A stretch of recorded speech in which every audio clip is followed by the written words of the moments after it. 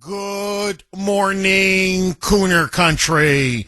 Okay, I'm sure all of you have heard it. Massive, massive story.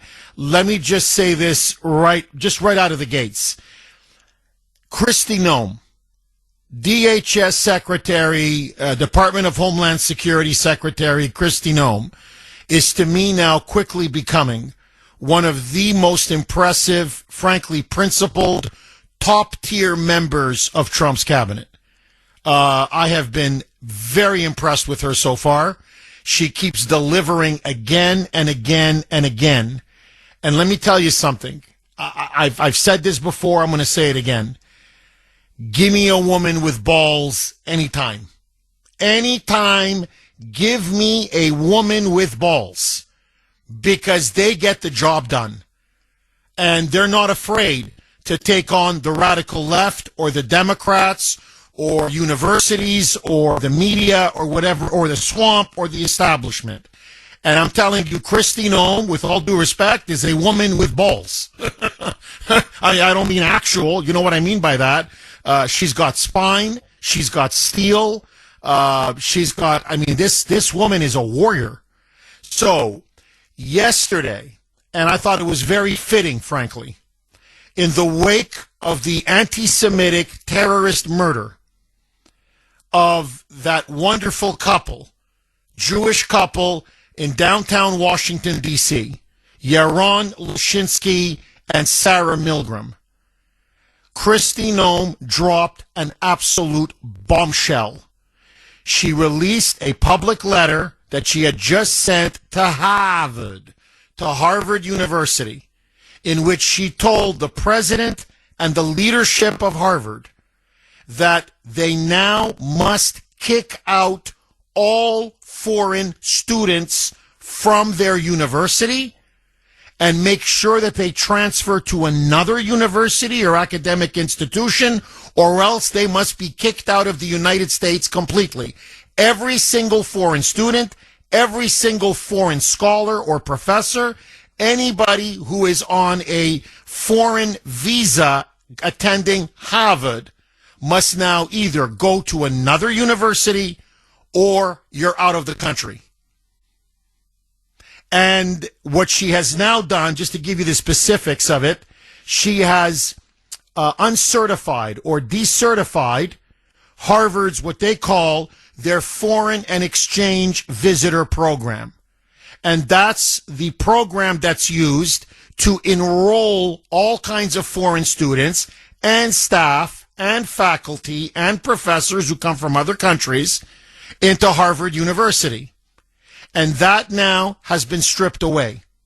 And the reason why it has been stripped away is because for months, literally for months, the Trump administration, Kristi Noem in particular, spearheading this, has told this failed, corrupt institution, which, by the way, bills itself as the leading institution in the United States in higher education and the leading institution of higher education in the world.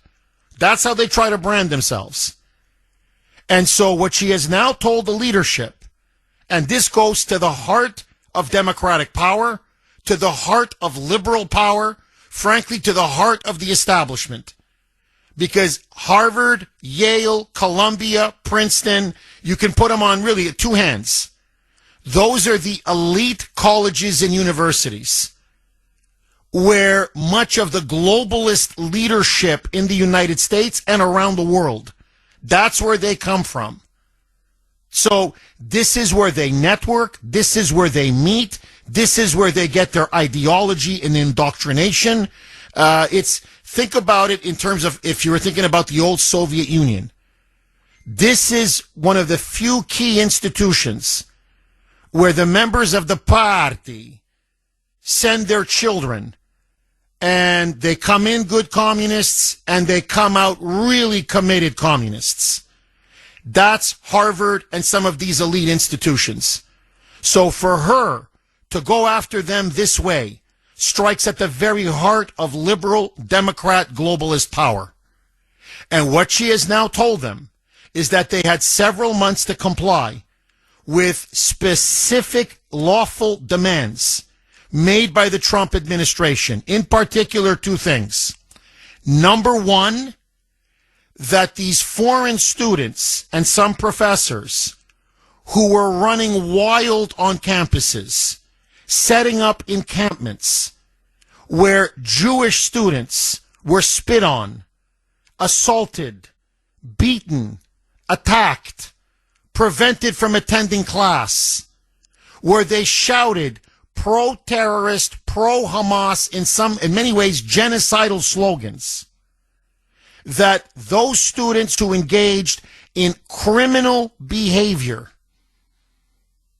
that they needed to report the criminal background or the criminal behavior of the foreign students on their campus. Harvard refused. They were told twice, you're going to lose your foreign exchange visitor program. Your foreign students are all going to be kicked out. You better do it. They were warned not once, they were warned twice. They literally refused to comply. They gave Noem and Trump and the Trump administration the middle finger. And so, as Kristi Noem said, if you're going to continue to foment violence on campus, if you're going to continue to foment terrorism and anti-Semitism, pro-terrorism and anti-Semitism on campus, and if Harvard is going to continue to work with the Chinese government and military institutions directly tied to the Communist Chinese Party, then no, you're not going to get any more federal funds. And more than that, we're going to kick the foreign students out. University foreign students is a privilege, not a right. Foreign students coming to the United States or any institution of higher learning is not a right. It is a privilege. And if you abuse that privilege, you're out. Now, there is a major whistleblower who has now come out in the admissions side of Harvard. And this whistleblower has now confirmed with damaging information that even though the Supreme Court directly ruled you must stop your racial favoritism, your racist admissions policies against Asians and whites in particular, Harvard is continuing to discriminate on the basis of race in hiring and in admissions. They're still discriminating against Asian Americans. They're still discriminating against white Americans. And even though the Trump administration now has ordered them and all universities to end their racist DEI policies, Harvard is ignoring that as well. And so, as Kristi Noem told them, you are not above the law. You are in violation of the Supreme Court. You are in violation of the federal government's policies regarding DEI. And you are also violating civil rights laws. And you continue to violate civil rights laws. So, as things stand right now, Harvard has 7,000. They admit up to 7,000 foreign students every year. Just to show you how corrupt this institution is. A quarter of their student body, 25%, are not Americans. Are not Americans. They're foreign students. And by the way, many of them from China and many of them from the Middle East. And the reason why they are backing so many foreign students, besides the nefarious ties to terrorist groups, to Islamic groups, to the Chinese Communist Party, is also they pay full freight. These foreign students pay full freight tuition. They pay through the nose. Many of them pay $87,000 a year for the so-called privilege of attending Harvard. So another reason why Harvard is very angry now is because this is a massive financial blow to their wallet. As Kristi Noem said, you like foreign students because they help to pad your multi-billion-dollar endowments. Well, those days are now over. Harvard says this is illegal. Harvard says this is unconstitutional. Harvard is now vowing the mother of all battles in courts. But more than that, they are now activating their supporters. Here in Massachusetts, as you know, Harvard almost runs the state. Democrats from Mass are losing their minds. Democrats on Capitol Hill up in Washington are going absolutely berserk. The media now says this is fascism. Now he's telling them what they can say on campuses. No. You cannot call for violence on campus. 617-266-6868 is the number. Okay, amidst the firestorm now, local media is going absolutely apoplectic. That's to be expected. Harvard basically runs Boston and the state of Massachusetts. But the national media, they are now on the warpath. They're going after Kristi Noem. They're going after Trump. They are defending Harvard, and not just Harvard. They know this is Columbia will be next. Yale, Princeton, others are followed. They're going to follow. So, as Kristi Noem said, this should serve as a warning now to all of these other elite universities and academic institutions. If you foment violence, if you allow rabid anti-Semitism and pro-terrorism on your campus, we're going to cut our federal funds, number one, but number two, we're going to revoke your foreign exchange student programs, and you're not going to be able to have foreign students. They're going to be kicked out, and you're going to be blocked in the future from being able to ever bring in even one foreign student. And they rely on these foreign students because many of them come from wealthy countries or wealthy families. And as I said before, it's full freight. They pay, max tuition, much higher than American students do. So they love that extra cash pouring in. And plus, generally, their families are also very wealthy donors to these institutions, Harvard in particular. Harvard is swimming in foreign government money and foreign donor money. And so that's why Harvard now is losing its mind over this decision yesterday. Listen now to Kristi Noem on Fox saying this ban on all foreign students in Harvard, and not just kicking them out now. They're blocked next year, the year after, until they start to comply with the law. They are not going to be able to have even one foreign student or one foreign professor or one foreign staffer on campus. And this is a warning to every other institution and university in America. The days of anti-Semites and terrorists rampaging on campuses is over. Roll cut 10, a mic. Could you foresee, or are you now considering similar moves with other universities like Columbia that has allowed Jewish students to be threatened and made unsafe? Absolutely. We are absolutely. This should be a warning to every other university to get your act together. Get your act together, because we are coming to make sure that these programs, that you are facilitating an environment where students can learn, where they're safe, and that they're not discriminated against based on their race or their religion. Anti-Semitism will not be stood for, and any participation with a country or an entity or a terrorist group that hates America and perpetuates this kind of violence, we will stop it, and we will not allow that to happen, especially in places where our kids need to grow up and really learn what this country is about, what the world is about, and what it means to promote freedom and liberty. Amen. First of all, this has no place in America. Frankly, in any civilized country, okay, if you want to know the truth. Okay, but I'm an American, and so I care about America. To me, this has no place in the United States. Never mind on, of all places, college campuses. Never mind, in theory, the most elite institutions of higher learning in our country. Now, let's just take Harvard, okay, for a second, because now they're in the crosshairs.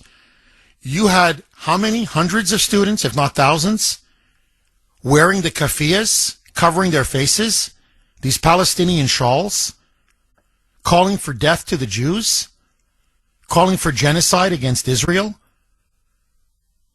chanting pro-Hamas, pro-terrorist slogans, setting up illegal encampments on campus, literally taking over entire buildings, assaulting police officers. Harvard did an internal study. This is Harvard's own internal study, in which they said that over 60% of Jewish students admitted to them when they asked them, what has happened climate on campus regarding you? And Jewish students, over 60% said, I'm walking down the hallway or wherever I'm going, they see a cap, they see a yarmulke on me, or maybe a necklace with the Star of David or whatever, something that identifies me as Jewish. I've been spit in the face. I've been punched. I was beaten up. I was assaulted. I was told, F you, Jew, get out of here, you're not welcome. To give you an example, not only have Jewish students been assaulted, not only have they been beaten, not only have they been prevented physically from going to buildings or certain classes, not only have they been spit on.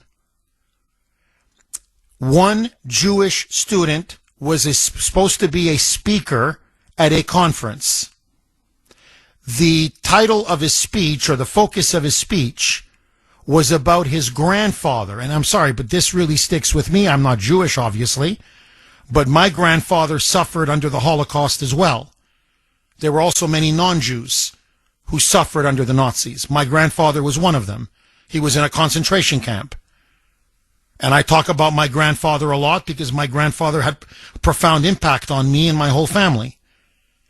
He talked about his grandfather and how his grandfather barely survived the Holocaust, and what the Holocaust meant to him personally, to his family, and how going to Israel, his grandfather ended up surviving and he went to Israel and finding refuge in Israel. The organizers of the conference literally laughed in his face and said that, quote, his talk was, quote unquote, distasteful, and that he was not allowed to deliver his remarks. And when he looked all confused, like, what's wrong with talking about the Holocaust? What's wrong with talking about the suffering of my grandfather? What's wrong with talking about how he found refuge in Israel? He was told Israel is a genocidal, apartheid, oppressor, colonial state, and that you should be ashamed that your grandfather went to Israel. But a student activist who literally shouted pro-Hamas, pro-terrorist slogans, and one of the organizers of the encampments, that student was allowed to speak. Now, that's just one example. One example. Why is Harvard refusing to hand over the criminal backgrounds and the arrest records of their foreign students? Okay, so Kristi Noem now pulls the proverbial trigger on Harvard, and it's a message that's being sent to Columbia. I think they're going to be next, frankly. And then you're going to look at other Ivy League schools. This could be the first of many dominoes to fall. She has now told Harvard they can no longer have foreign students, frankly, even foreign staff or foreign scholars or professors, in the wake of Harvard's refusal to comply with the law. They were asked repeatedly to provide the criminal backgrounds and the arrest records of foreign students at Harvard in the wake of all of the encampments, the riots, the protests, the anti-Semitic protests that erupted at Harvard and other universities, Harvard has refused. Furthermore, they continue to discriminate on the basis of race when it comes to admissions and hiring, in violation of the Supreme Court ruling, and they are also not implementing the anti-DEI policies that the Trump administration now say anyone getting federal funding must comply with. And so Noam said, we've had it. You guys may think you're some kind of an independent country and you can do whatever you want and you're above the law. Those days are over. So if you're going to be fomenting violence and anti-Semitism and pro-terrorism, and you're also going to be partnering with communist China to help build up their military and their military technology, and after we've told you repeatedly don't do it, then you know what? You're not just going to lose your federal funding. Now your foreign students have to leave. They're gone. And either they have to leave the country or they can transfer to another university. But from this point forward, we will block Harvard from getting any foreign students enrolled next year, the year after, ad infinitum. So my question to you, do you A, agree with what Trump is doing? Or Noam in particular, since she's the one that is really taking the lead on this. Do you agree with Kristi Noem? Do universities have the right to bring in foreign students and foreign professors and foreign staff, even if they break the law, even if they're disrupting campus activities and life on college campuses? Do they have the right to bring in foreign students? According to Harvard, they have now come out and said that, quote, diversity is our strength. That's the same mindless slogan they keep repeating.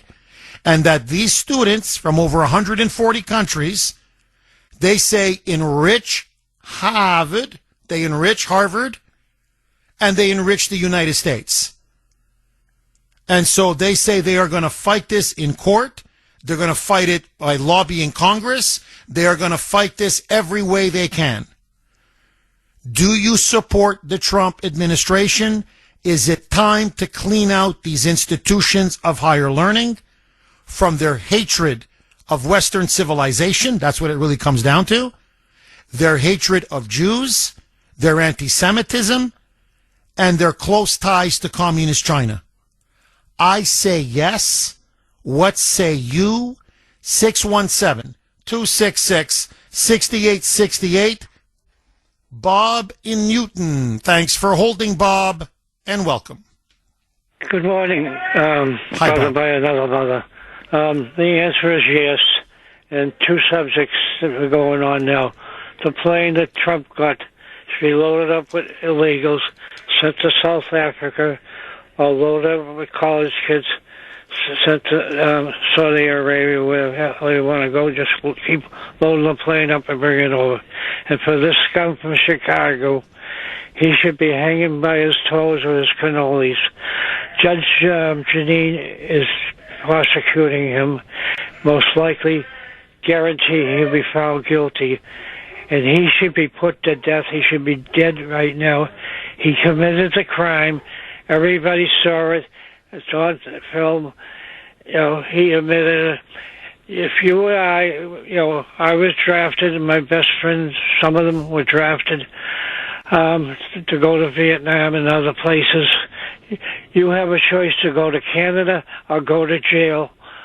So they went, you know, into the service. So you're drafted. You have to. My son's yelling. You have to, you know, go and get a chance of dying, and you never committed a crime. So what I'm saying, this kid should be put to death.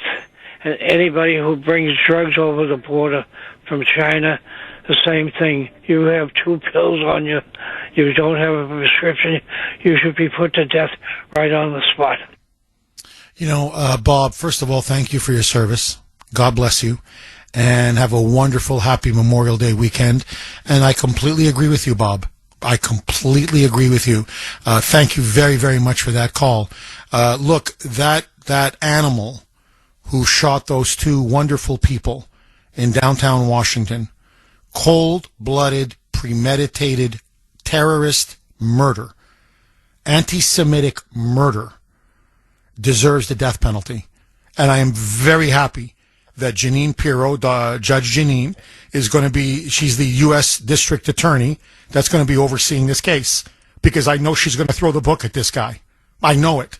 She's not just going to, she's already charged him with murder. She's looking to charge him with hate crimes and with terrorism, which is exactly what he deserves to be charged with. So, I mean, this guy, and they do have a federal law now that allows for the death penalty.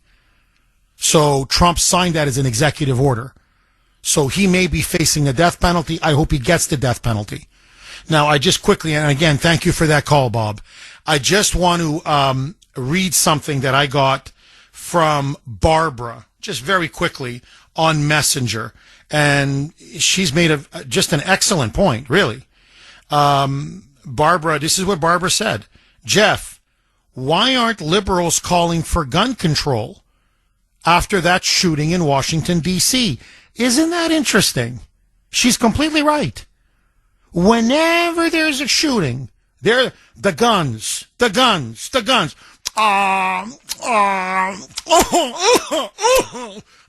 that a Glock? What kind of gun was used? Was that a Glock? Was that a 9mm? No, nothing. Suddenly, they're not calling for gun control all of a sudden. Now, again, I don't want to repeat yesterday's show, but now it's really glaring. It's really flagrant. AOC wouldn't condemn it. Ilhan Omar wouldn't condemn it. Rashida Tlaib wouldn't condemn it. Ayanna Pressley refused to condemn it. Democrat after Democrat after Democrat on the radical progressive left refused to condemn. My God, that was butchery on the streets. Why? Because he's one of them. And this comes right back to Harvard and Columbia and, University of New York University and MIT and Boston University and Yale and Princeton. Okay, this is from Sharon on Messenger, and she makes just an absolutely, I think, irrefutable point that the media is missing. And so I just want to share it with all of you. So again, this is Sharon on Messenger.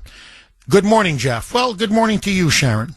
One point the media is missing is that the quote-unquote protests overflowed outside the walls of Harvard Yard. Let me say it in the South Boston way. Harvard Yard. So anyway, the missing is that the protests overflowed outside the walls of Harvard Yard. The students, and a lot were not students, would take over Harvard Square and march up to Central Square, and the police would have to close off the streets to keep, quote unquote, the peace. It was very intimidating and unnerving for Jewish students and people not associated with Harvard, but who actually live and work there. No, I know. Look, they behaved like a bunch of thugs.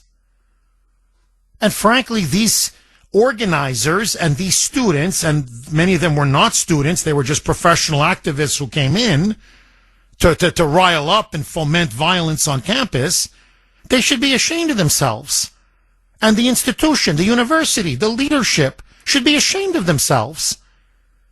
And again, all the administration asked for is saying, give us the criminal histories of these foreign students.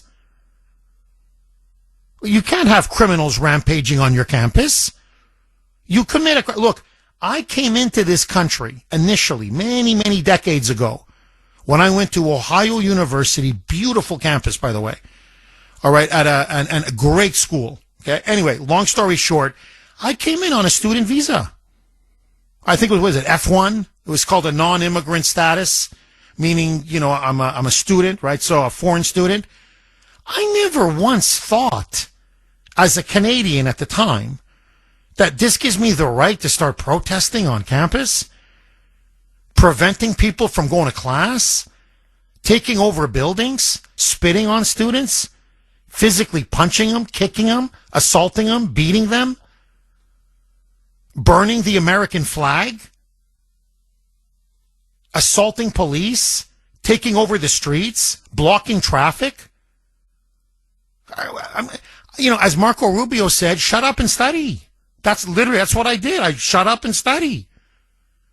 I came there to work, to learn, to educate myself, and to take advantage of the immense opportunity that was given to me. And honestly, I knew right away. Frankly, to be fair, almost all the foreign students that I knew, and frankly, even the American students, they all knew this was a tremendous opportunity and a privilege. It's a privilege to go to university. It's a privilege to be admitted into a university. It's a great accomplishment, but it's a privilege. It's not a right. Suddenly now what? It's a right to go to university? It's a right to just do whatever you want and break the law? And Harvard's going to cover up for you because your daddy is writing big checks? Or you're paying $85,000, $90,000 a year in tuition? No. They know that if they release the criminal histories of these students' visas are getting revoked. So they're covering up the crimes of their students. And they know that these are pro-terrorist students, pro-Hamas students, many of them pro-CCP, Chinese Communist Party students, and that they're spreading anti-Semitic bile, vitriol on campus, and they don't care. Again, as the whistleblower said, this is a completely corrupted institution from head to toe. One more, and then I want to go to the phone lines. This is from 603. Text line is burning up today. So this is from 603. You can text us 70470, 70470. Jeff, well, Harvard is correct on one count. These students definitely do enrich Harvard. Have you ever seen Harvard's annual budget? Or how much they pay their professors? Oh, they're being enriched, all right. But as for the rest of the country, not so much. As I like to say. Not so much. $50+ billion endowment. That's what Harvard has. One of the wealthiest endowments in the world. Over $50 billion. I believe it's closing in now on $60 billion. But I know on the low side, $50 billion plus endowment. You know, as Sandy said, with a $50 billion endowment, they could have students go for free for 100 years. If Harvard was really this caring, compassionate institution that they pretend to be, and notice, they always peddle Marxism and communism and socialism. One professor, it doesn't matter what the department is.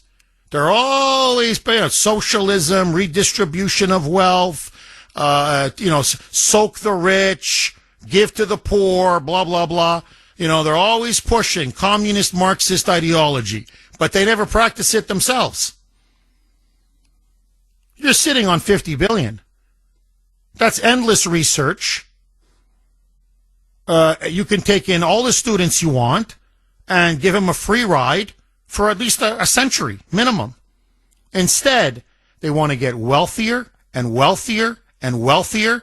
They're just greedy and greedy and greedy. And now they're going crazy because their funding's finally being cut. And now the foreign students, which is a big source of money for them, now the foreign students are being kicked out. Follow the money.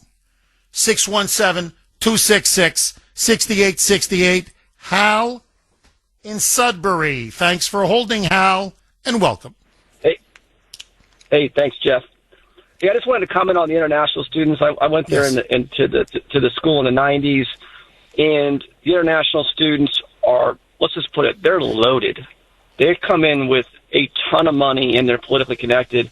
I think excluding these students, I don't know how it's going to hold up or not, but I think it's going to be a tremendous diplomatic move.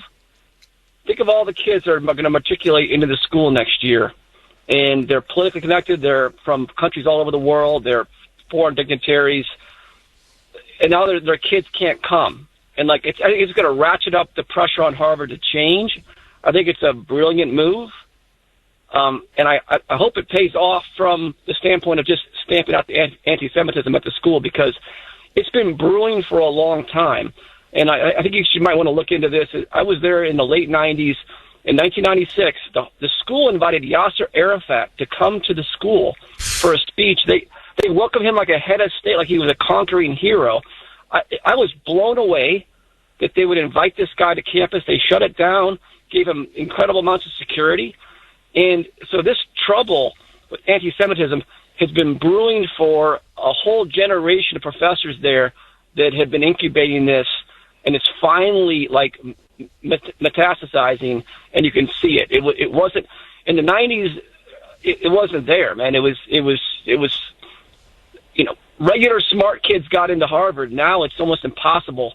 You got to be politically connected, very wealthy. That's what it seems to me. I hope they get back on track. Because it's a pretty important asset to the United States. So, I agree, Hal, on every point. You're completely correct.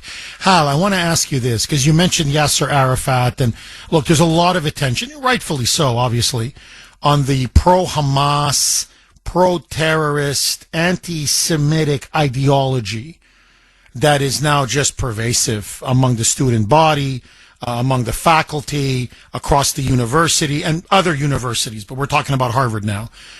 The thing that many people are not, I just want to get your opinion on this. Kristi Noem says there's a really also ugly underbelly that many people are not seeing about Harvard. And she cites example after example. There is a paramilitary group, okay, literally, it's a paramilitary group linked directly to the Chinese Communist Party that has been active on Harvard's campus for 5 years now, that has been told by the State Department and the Treasury Department, these guys they're spies. They're acting on behalf of the Chinese Communist Party and the Chinese military. They have direct links to the Chinese military.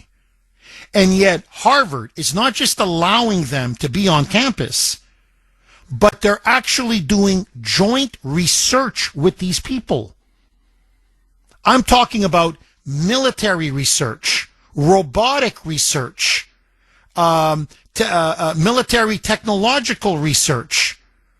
So in other words, they are sharing some of our most important technology and secrets with groups that are open fronts for the Chinese Communist Party. And as Kristi Noem says, this is treason. And they go, we've warned Harvard about this over and over. Knock it off. You're not so... Look, you're benefiting Beijing. You are benefiting the Chinese Communist regime.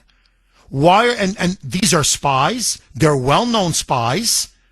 They've infiltrated, by the way, not just Harvard, many other universities, but they go in particular Harvard, and you're going to be doing top secret sensitive research with them on military projects and military technology, whether it be satellites, whether it be drones, whether it be robotics, whether it be weapon systems, whether it be missiles. So you are helping China eclipse the United States and become the world's dominant superpower. And everybody knows about China's human rights record. By the way, a group directly tied to the genocide of the Uyghurs in Western China. And they're still allowing them to operate on campus. They're literally slaughtering Muslims in Western China, putting them in concentration camps. And they're helping them with research on how to do even better surveillance of their own citizens. so they can prop up that brutal regime. Now, that's a far way from anti-Semitism and Hamas, but this is the kind of stuff Harvard is doing. And what's incredible is the government saying, look, this threatens our national security. Never mind that it's despicable and disgusting. But this threatens our national security. Knock it off. Harvard refuses to knock it off. Why? Because they're swimming in cash from Beijing. As you put it, those students coming in are loaded. They're tied to very powerful political families in China, in this case. And Harvard's saying, come on in. So I'm looking at this and I'm saying, good, kick them all out. For national security reasons. Bye. Bye. How? Am I wrong? You're not wrong. And look, I'm also a military veteran. I was a U.S. submarine officer before I went to business school at Harvard. And if there's a very complicated technical problem that needs to be solved for the U.S. military, they often go to the DoD, State Department. Often go to Princeton, Harvard, Caltech, MIT to solve a very complicated technical problem. I do not know how we are allowing what is happening with we're doing very complex problem solving at these universities for the military, and to know the Chinese are there commingling is, I don't know how this is allowed. I do know that also some Chinese students get in this country and they have a pro-freedom bent, like Hong Kong. I know my undergrad school was Purdue University. There were some Chinese students there that put pressure on other Chinese students to stop talking about freedom, and they ran into the wrong president at Purdue. That was Mitch Daniels at the time, and he had those students expelled from China. So there is a precedent for removing some of these students under those kind of conditions. I just don't think it's ever happened in an Ivy League. And I think maybe, we have a chance maybe at moving in that direction, which will be helpful. But I don't know how our military problem solvers can commingle research in the same places where there's a lot of Chinese influence. And I agree with you on that. It's treason. Hal, it's treason. Hal, dynamite call. Dynamite call. Hal, thank you very much for that. Anthony in Michigan. Thanks for holding, Anthony, and welcome.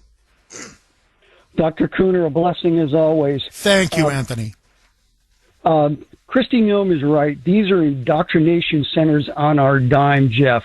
I want to take you back about 10, 11 years ago. I was chaperone on a college tour of a state school here in Michigan that's quietly well known. And we stumbled upon one of the students I was chaperoning. His older sister was in the naval engineering program, and kind of an interesting major. So I had her up when we met her. And along our discussion, she revealed that 85% of the students were from a foreign country, sometimes an adversary. And let's just say, I don't think these kids were going to be out designing StarCraft boats to go on Lake Winnipesaukee. Let's just say maybe some of the vessels they're working on now are giving Taiwan some grief. With that in mind, you're talking about the finances of this. These are 501c3s, and my big question is, especially after USAID, what is the frugality of these 501c3s? They spend money like drunken sailors, Jeff. And by that, I also mean real estate. One of these, there are two major colleges here in Michigan. One in the rurals has like 800 acres, but the other one in town, while we were looking for a home many years ago, someone told us, well, why don't you buy in this town? Because said university really keeps the tax rates up because they're a 501c3 and the real estate values are good. So, there's a lot to this. And, I don't know if Grace is still practicing in real estate. From what I understand, a lot of these foreign students of wealth, their parents, will buy them a condo to live in for 4 years and then they'll sell it after they leave. That's right. These things are financial colossuses. And they're honestly, I got to see some of the benefits packages of one of these schools, and their health care, Jeff, is like something UAWs would have gotten in the early 90s. And, it's some of them even require you still get the jab, Jeff, to get a job. I've looked at their job sites. She's going after a cornerstone here that these places have become indoctrination centers on our dime. And frankly, yes, if these kids are on campus and they're looking at the PDF files or programs that are research and development, and they've been sort of chartered to come back with said information, we're giving away the farm, Jeff. That's what's been going on. Look, Anthony, you're completely right, and I got to say, you really very perceptive. And I want to go back. You mentioned their 501c3 status. Now, Nome has now said, and this is going to be the ultimate. This is escalating now. It's a war, and now it's escalating and escalating. Let me tell you when Trump goes nuclear on Harvard, or Kristi Noem goes nuclear on Harvard. She's now telling him, you continue this. You continue flouting the law. You continue not adhering to the law. You keep not adhering to the Supreme Court ruling. You continue to push these affirmative action programs, which are now clearly illegal in the wake of that Supreme Court historic decision. We're going to revoke your tax-exempt status. And you got a lot of money that's coming in, as you mentioned, Anthony. And that's, and that massive, $50 billion plus endowment, that's going to, that you're going to pay a lot in taxes. We're going to revoke your tax-exempt status. Now, Anthony, I want to ask you this, and I want to ask all of you this. Look, I love Kristi Noem, okay, in a non-sexual way. A woman with balls, okay? That's what we need, more women with balls. But let that go. I'm looking at this, and I'm like, I love what you're doing. I agree with it. But why haven't you revoked it already? And I don't just mean for Harvard. I'm talking Columbia, Yale, Princeton, University of Pennsylvania, Brown, Cornell, like all of these Ivy League schools. You're a money-making machine. You're not in the business, let's be honest, they're not in the business of education. I mean, that's their brand. They're in the business of making money. That's what Harvard does. Harvard is swimming in cash. And their staff is very well paid. Their professors are exorbitantly paid, overpaid. Never mind higher administration. I mean, some of them, the salaries are outrageous. So they're making money hand over fist. If you're running a for-profit institution, and that's what really it is, then why aren't they paying taxes? Anthony, tell me, am I missing something? Am I wrong? No, and here's the rub, Jeff. If you and your lovely wife go out and buy said stock, Company X, there's a quarterly statement, an annual report. Are they on pace? Is this a good investment? With the 50C umbrella, they're operating in an ether with stealth. We don't know what the heck is going on. Is 85 cents of every dollar going to education, or is it something putridly lower? You remember when Rush was giving money to a Marine charity? It was the only one he gave money to because like 99% of every dollar he gave went to the fallen Marines, widows and children. We don't know what's going on behind the veil. Pay no attention to the man behind the curtain, Jeff. I want to know. Amen. Amen. Anthony, have a wonderful weekend. Happy Memorial Day weekend. Mike, do I got time to get Patrick in? All right. Patrick, speaking of Harvard, Patrick in Cambridge. Thanks for holding, Patrick, and welcome. Hi, how you doing? So good. How are you, Patrick? Not only does Harvard have billions of dollars in their bank, but what they make on interest is just unbelievable. Just on the interest that they make, I believe it's around $5 billion in interest a year. Not only that, but they don't pay property taxes on any of their properties in Cambridge. And if you're in the Cambridge area, you know how many properties Harvard has. They don't pay property taxes. And then they cry wolf? Come on. That's a great call. A really good point. Patrick, how do I say this? Some of the most powerful men in the world, okay, just to give you an example, the late Jeffrey Epstein, they're maybe a billionaire. $1 billion, $2 billion, that's a lot of money. I mean, $1 or $2 or $3 billion, man, that buys you a ton of influence. Harvard has a $50 billion plus endowment. And you're right, the interest alone, they're raking in billions and billions every year. And they don't pay no property tax, no income tax. They pay no taxes. And you're right. Look, they run Cambridge, they run Boston, let's be honest, and they pretty much run New England. And they run in many ways the country. But I'm just saying, locally, you're right. I can't believe how much property and how many buildings they own. 617-266-6868 is the number. Let me ask all of you, what do you say to the argument? Because this is now what the left is arguing. The media is pushing this hard. Harvard is pushing it very hard. But frankly, all the universities are now. They're worried. They are really worried. If they can break Harvard's back, and Trump and Noam are on the verge of doing it, then they're going to break the back of these universities, the campus left, the university radical left across the entire country. And so that's why they're very nervous now. Harvard is going to be the biggest domino to fall. What do you say to their argument that they have the right to decide who to admit into their schools, that if they want to admit foreign students and charge them much higher tuition, that's their business? Harvard is a private institution. It does take taxpayer money.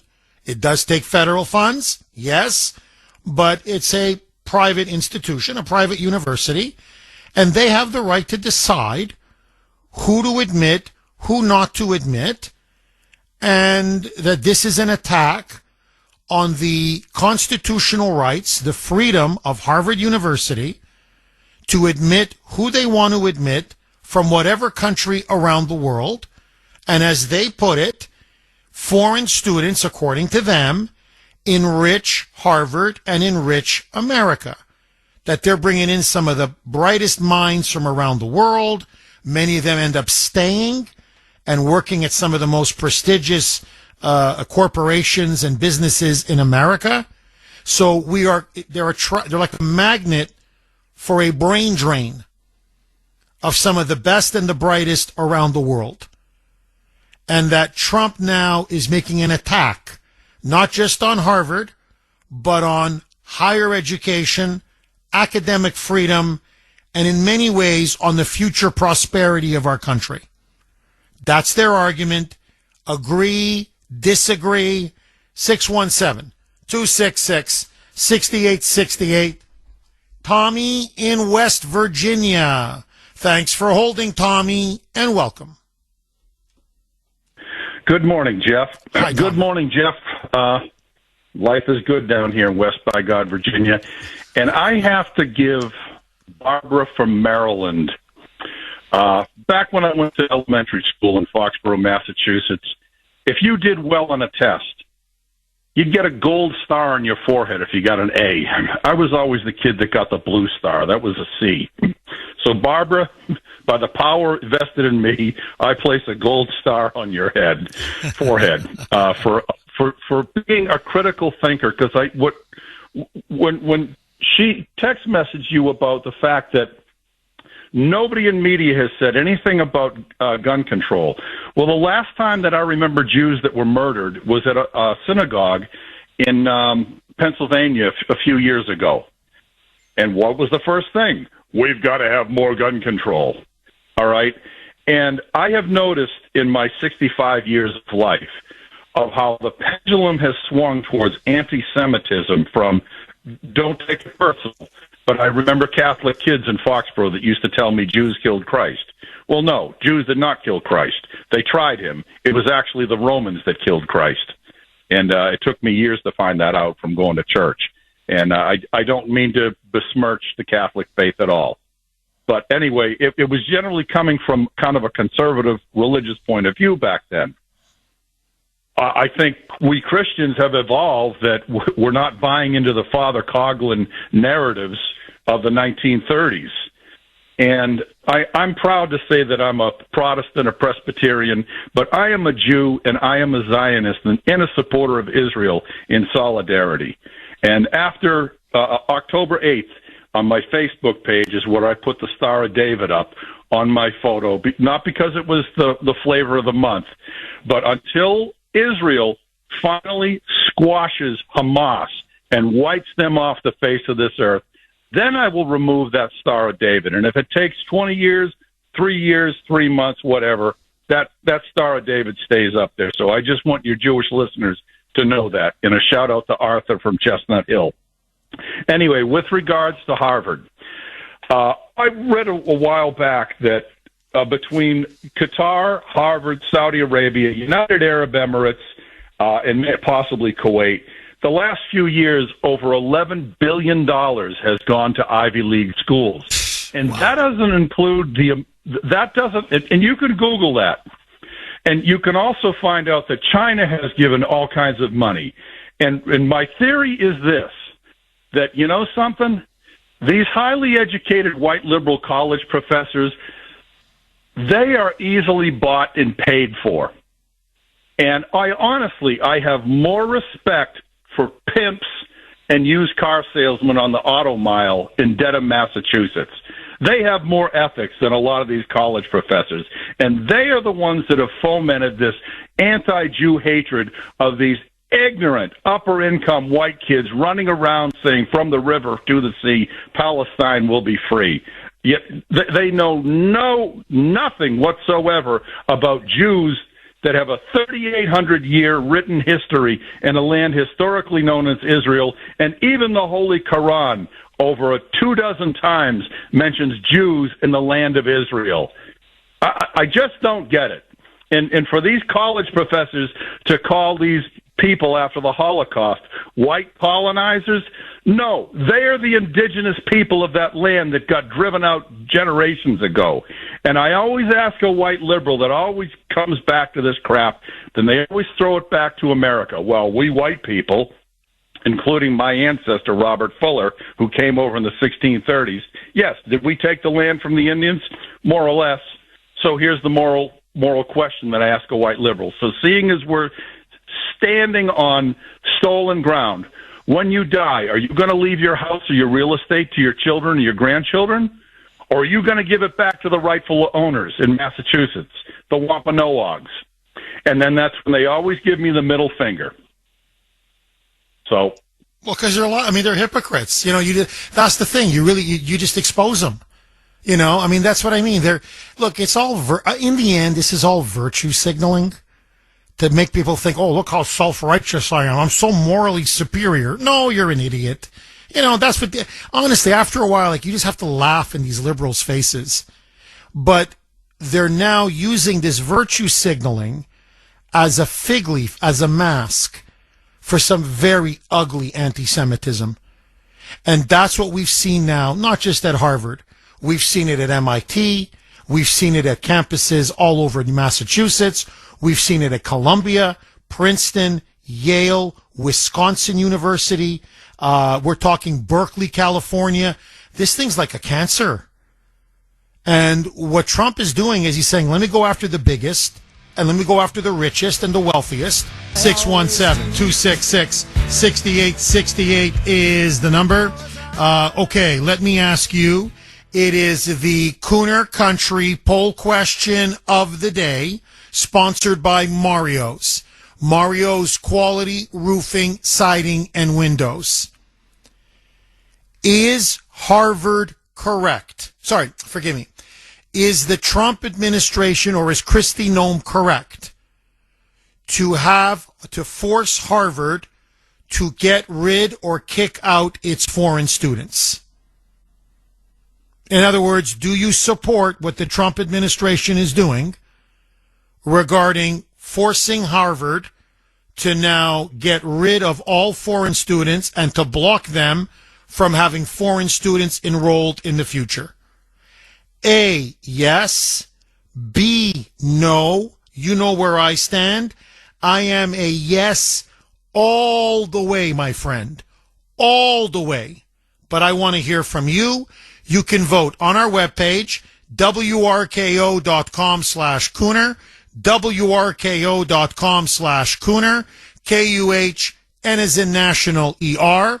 You can also vote via X, my handle there, at the Kuhner Report, all one word, Kuhn as in national ER.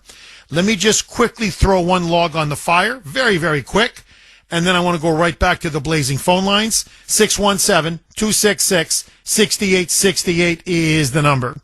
Okay. In the wake of the horrific October 7 attacks by Hamas, in which they invaded southern Israel, it was a war of aggression that they launched against Israel, and then slaughtered, butchered really, over 1,200 civilians. Literally babies, children, women, elderly, you name it.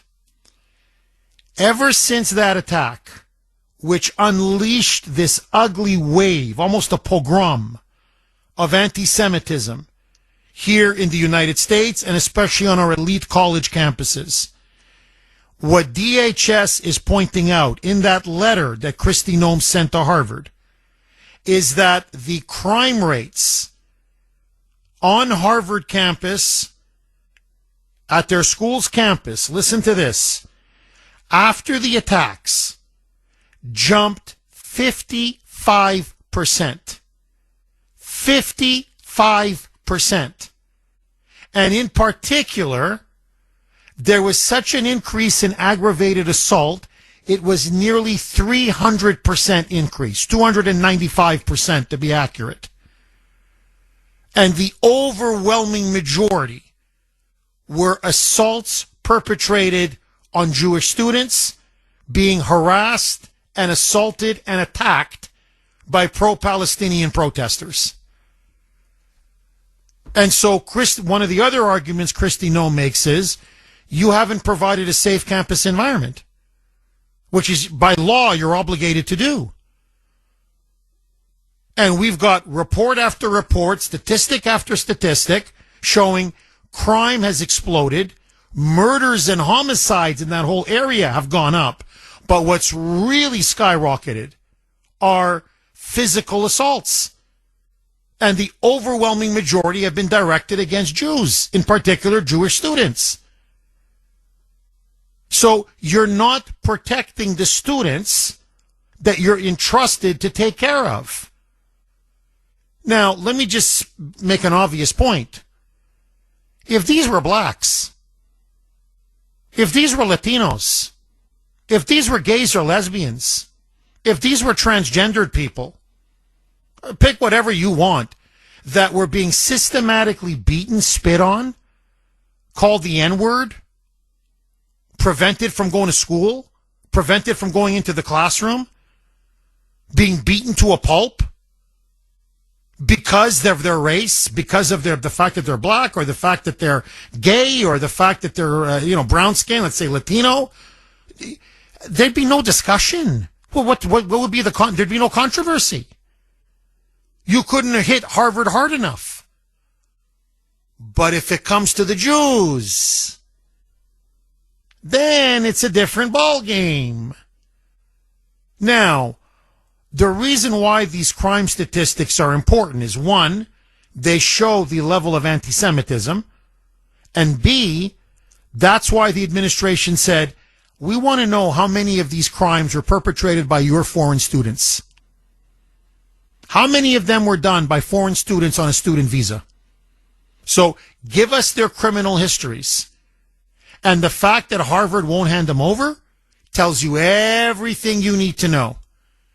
They know that their foreign students who were rampaging on campuses for the last 2 years have been going around like brown shirts, targeting, beating, and attacking Jewish students wherever they can find them. Those days are over. Agree, disagree, 617-266-6868. John in Lowell. Thanks for holding, John, and welcome. Jeff, you don't feed the dog that bites you, okay? Now listen, this is what gets me. The Trump administration can find out who these people are, and they can just boot them. It doesn't matter what Harvard's rights are. It matters what the law is. They're on student visas. They're breaking the law. Swoop in. Jeff, I've had it with the talk. Swoop in and get them the hell out of there. Now, Jeff, when you said $87,000, I literally thought that was for 4 years, Jeff. I don't know what I was thinking. Jeff, that's a year. That's $609 million over 4 years off of these students. $243 billion, over 4 years. Jeff, they secretly bought up a third of Alston, Mass. They own property in Washington, D.C. They own 10,000 acres. I did some research, obviously, in vineyards in California. I don't care if they were St. Peter or whoever. What the hell are we doing giving them a dime? They should be paying us. Oh, John, you're on fire. You're on fire, man. That's why I'm saying revoke their tax-exempt status. Why? I mean, and they're not paying taxes. Why? As you said, they should be paying us. Yeah, it's called taxes. Pay your fair share. John, what do you think is going to be the next step? Students now are saying they're going to take it to the streets. I mean, the only thing that's helpful right now is that many of them have graduated. We're heading into the summer, but this thing is going to be with us in the fall. And Harvard students, Columbia students, I mean, campuses, they say they're going to erupt, that they're not going to accept their funding being cut. They're not going to accept foreign students being kicked out or blocked from being able to be enrolled. They say now if they have to blow up these campuses are going to blow. Are you worried about major violence and major protests down the road? Jeff, you already kind of know the answer to that because I don't worry about anything with God in charge. I have no fear in me whatsoever of anything or anyone except for him. But it is going to happen. They want this to happen. Look at everything that's going on. It's all tied together. They all have a little plan. They may not sit down and talk about it, Jeff, but they all know the scoop. And this is what they want. Listen, don't get all scared. All right, I was a young man, okay? My father was a cop in Cambridge in the 70s. I don't remember the Weather Underground, Jeff, but I know the history. I know what went on. Jeff, we have to stop. I said it the other day. If you bust them, just don't ask questions. You've committed a crime. Jeff, they'd be knocking at your door in 2 seconds, and you know it. They're going to knock at your door one day anyway. But doing the right thing, if this keeps up, and they're going to knock your door down. They're not going to knock on it, Jeff. And they might knock mine down. But I don't give a crap anymore, Jeff. It's time for people, like I said, we have to hit the streets before they do, Jeff. 617-266-6868 is the number. I got to tell you, for the first time in maybe 40 years, I have never seen now the radical left on its heels the way they have been over the last couple of months under Trump. He really is taking it to them, and this war between the administration and Harvard is really a proxy war between the Trump administration and the university college radical left. And that's why Trump is determined to fight it, and he's determined to win it. And so we'll see how these things turn out. But right now, Harvard is taking a tremendous financial blow. It is also now seeing a tremendous loss in their prestige and credibility, which I think is well deserved.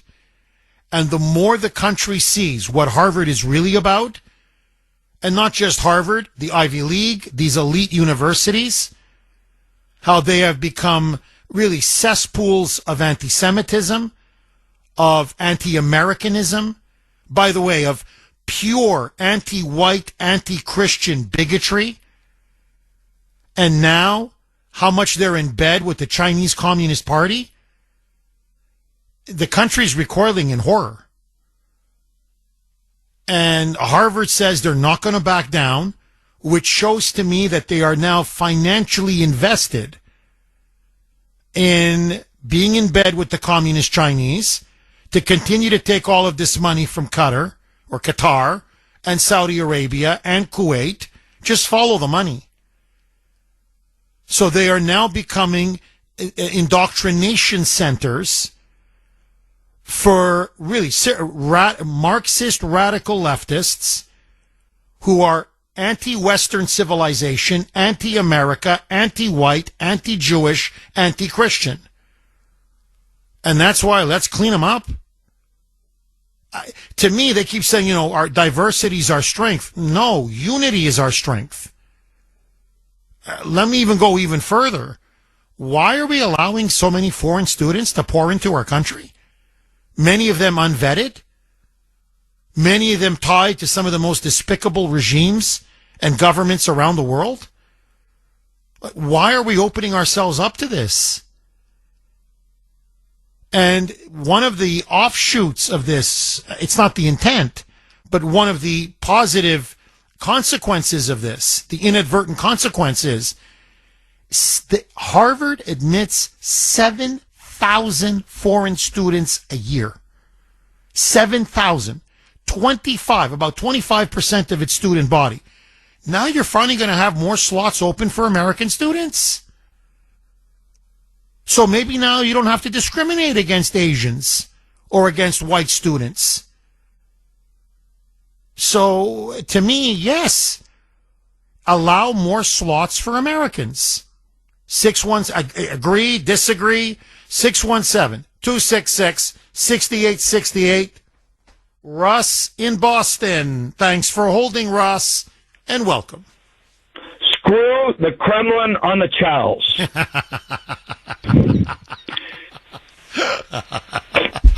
Russ, you've also called it communism on the Charles. I like that. Yeah, Kremlin on the Charles or communism on the Charles. Hey, Jeff, I'm going to get into that, okay? All right. Look, for many years, Harvard University peddles left-wing propaganda. It creates ungrateful students.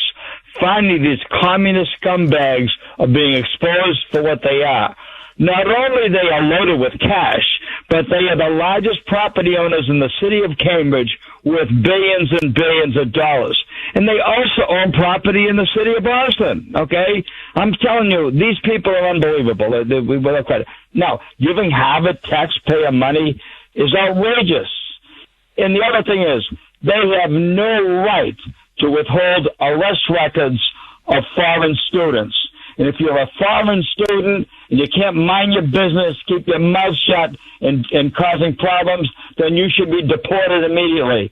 And believe me, all these things that they cannot do should be in their student visas, okay? Without question, Jeff. And I'll tell you, someone that has traveled the world like myself, no matter what country you go into, you mind your own business.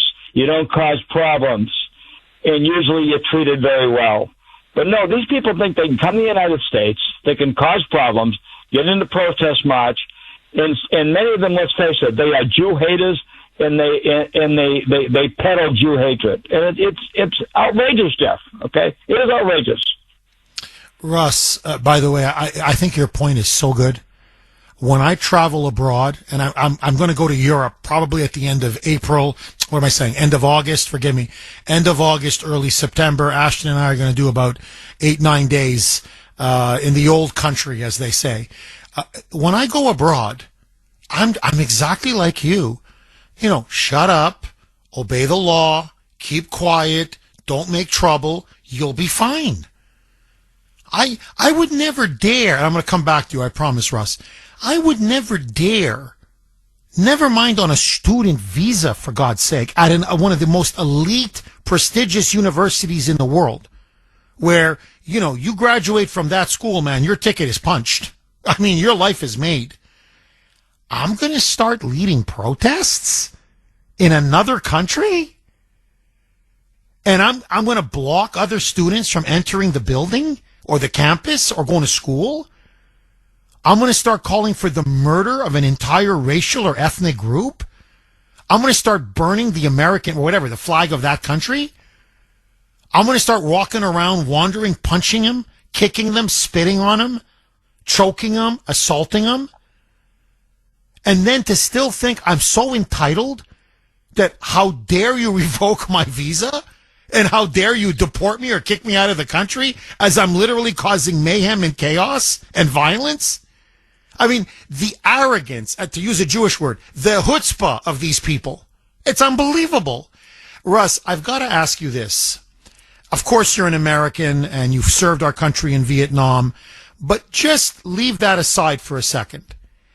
If Russ in Boston got admitted to Harvard and you were privileged enough to be allowed to go and you could somehow financially swing it, would Russ in Boston be spending his time protesting, rabble-rousing, Jew-hating, or would Russ in Boston be burning the midnight oil in the library so that he could finish his, graduate with good grades and really have a wealthy, comfortable life in front of him?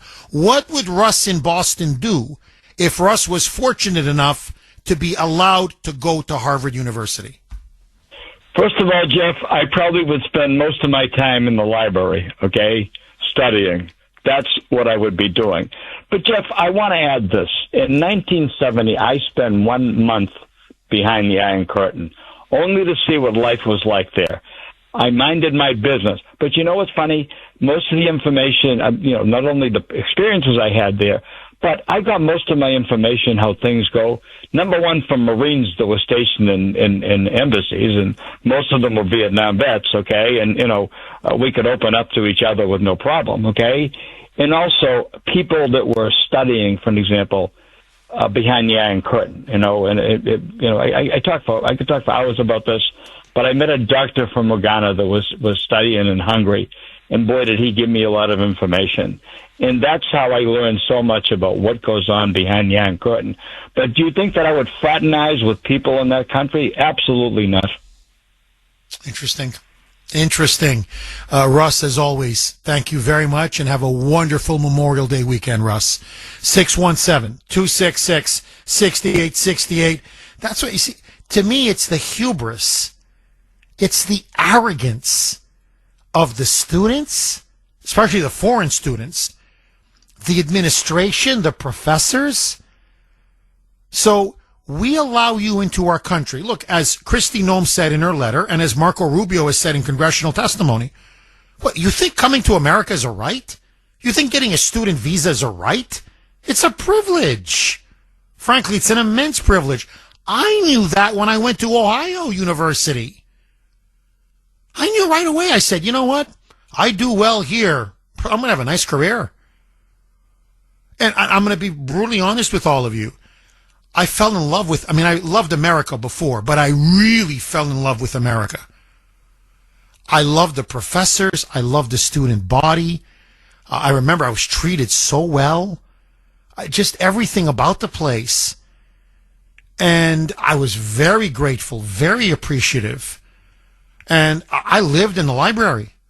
It was cafeteria, grab a breakfast or grab a lunch and go right back to that library.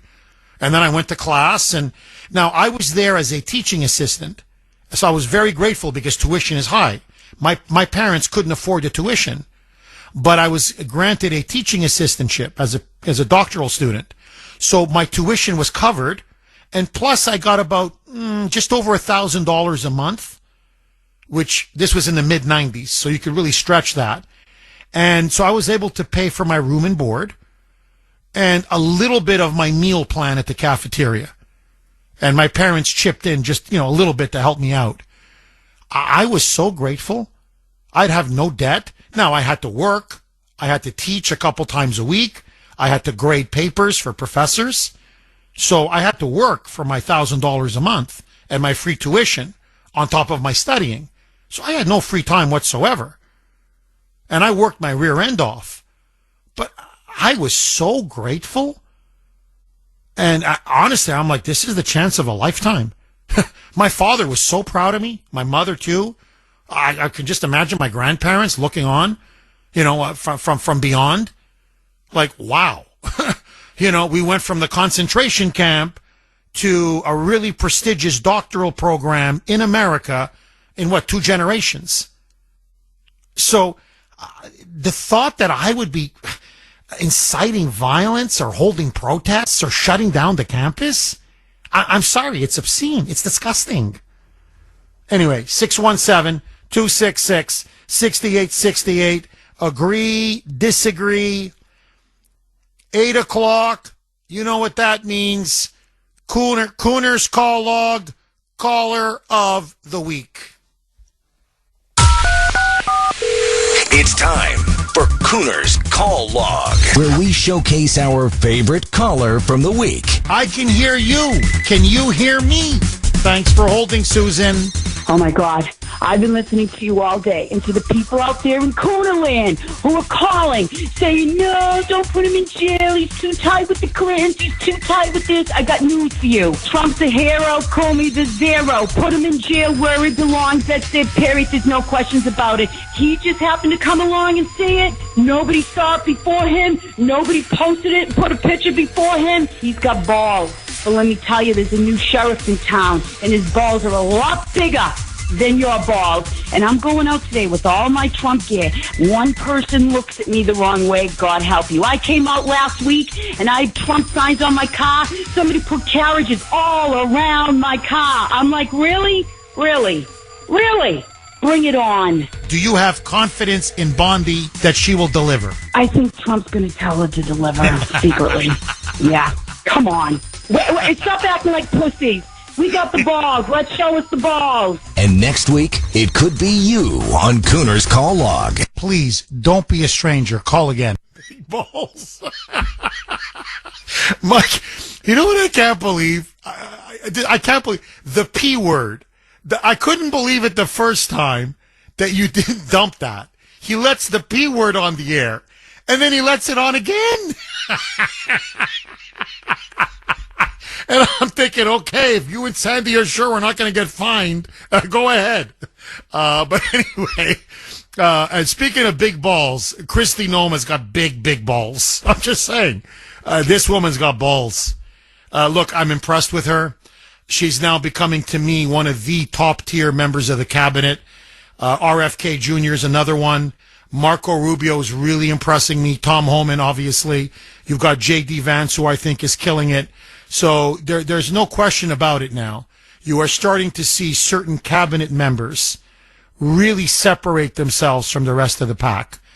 And, she's fearless. She'll take on Congress. She'll take on the Democrats. She'll take on the media. She'll take on the Secret Service.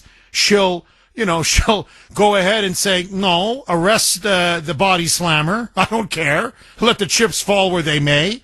Arrest that, member of Congress for assaulting ICE agents. And now she's going to take on Harvard. I mean, it's a behemoth. Everybody was afraid of Harvard because of their money, their power, their influence. And she's like, and we're going to revoke your tax exempt status next. Like, you keep this up, this is going to cost you billions and billions and billions. You really want to play this game. So, full respect to her. 617-266-6868. John in Plymouth. Thanks for holding, John, and welcome. Well, good morning, Jeff. Thanks for taking my call. My pleasure, John. I want to make a couple of quick points. I would recommend highly for Kuhner Country to go to YouTube and pull up Yuri Bezmenov. He was a Soviet KGB that defected to the U.S. early 70s. He's got a full video. It's about an hour and a half, hour and 20 minutes. And he talks about the 4 stages of ideological subversion. And I listened to him probably 15 years ago. The video's from 1984. But a lot of the stuff he talks about is what's happening now. And he was basically warning America. And the stuff that's happening now, he mentions all of it. But here's the one that really stuck with me even to this day. When they realized that the brainwashing was complete in Russia, the first people they went and killed were the teachers and the professors. So they couldn't, once they realized what they had done, they couldn't go back and reverse it. So that's the first thing I want to mention. Second thing I want to mention, how far has America fallen? You know, Brown, Princeton, Harvard, Yale were all started by pastors. And now look at, they're the most evil universities in the country now. Well, John, by the way, you're on fire. You are killing it. I would even go a tad further. You're right. Please don't get me wrong. You're, like, as I like to say, 1,000% correct. I'd say they're some of the most evil institutions in the world. And I think, again, the foreign students, that's the foreign money, the foreign donors, the foreign governments, the foreign students. Because what's happening is they come to these elite institutions, and I'm putting elite in quotes, and then they spread that Marxist globalist, ideology, that bile, into their countries. And they spread it around the world. They spread it around Asia. They spread it around Europe. They spread it around Latin America. They spread it around the Middle East and Africa. So it's not just that it's polluting and destroying America from within. It's literally, these are their Trojan horses for the globalist takeover of the country, of the world, forgive me. This is really they are the tip of the spear of the New World Order. And you're right, they have now become like Soviet universities. It's one of the reasons why I stopped teaching. It's why I had a very I'm not trying to pat myself on the back. I'm just being honest with all of you. I had an incredibly promising academic career. I was at the Harvard of the North. I was teaching at McGill University. I believe to this day, I had the highest teacher ratings of any professor. I had 500, 600, 700 students packing my class. They were sitting on the stairs. It's like an auditorium with, multiple levels of seating. The seats were full, and literally students would come and sit on the stairs. Some sat on the stage beside me taking notes. They couldn't get a site, a classroom, or whatever, an auditorium big enough, because I was just teaching history the way it's supposed to be taught. Instead, these students were being indoctrinated. And I saw, even at the time, I go, this is not education. These aren't scholars. These are propagandists. And they're doing it on behalf of a discredited Marxist, communist, socialist ideology. And they're trying to brainwash these kids. And I saw it was working. And it's only gotten much worse. This was 25 years ago. And that's when I said I'm going into journalism. There's no future for me here. I don't want to teach here. I don't want to be part of this. But so you're completely right. And Harvard is one of the leading institutions. Almost every major globalist in the world either comes from Harvard or Columbia or Yale or California, out, in Berkeley, out or if you're in the Midwest, it's either Michigan University or Wisconsin. But it comes from one of these big, mega influential schools. And that's no accident. And all you got to do is look at the students that are protesting. There's nothing in their eyes. They're protesting about something they know nothing about, and they're like zombies. And you see the hatred, their clenched faces, their rage. America is evil. Israel is evil. The West is evil. White people are evil.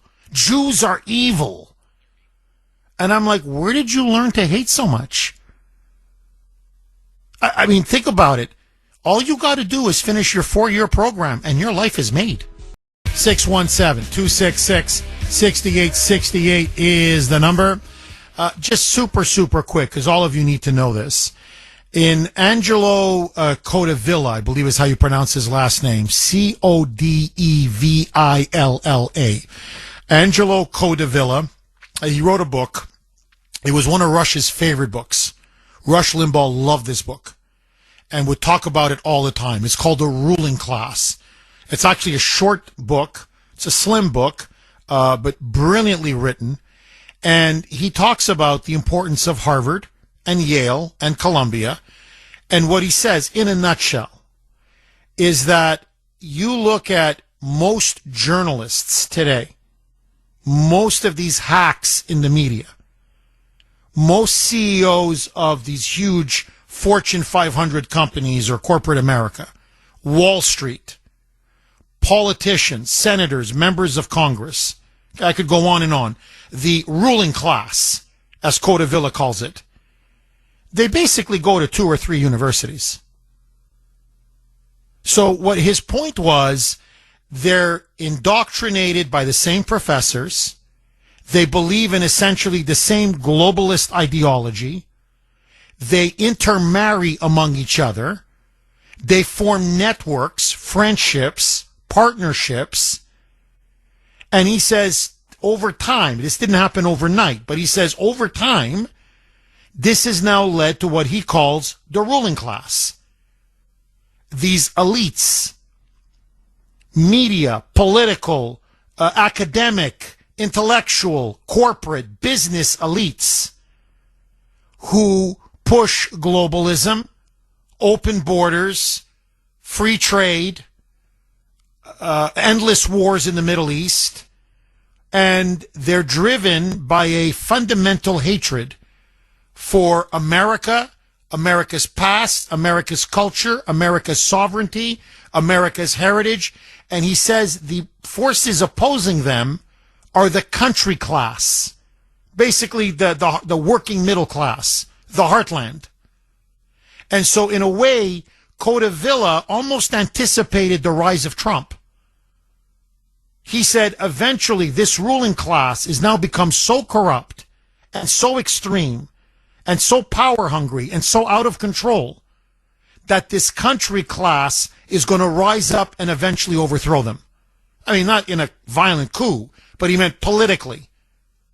And he said, so who will emerge as the leader of this country class? Well, it ended up being Donald Trump.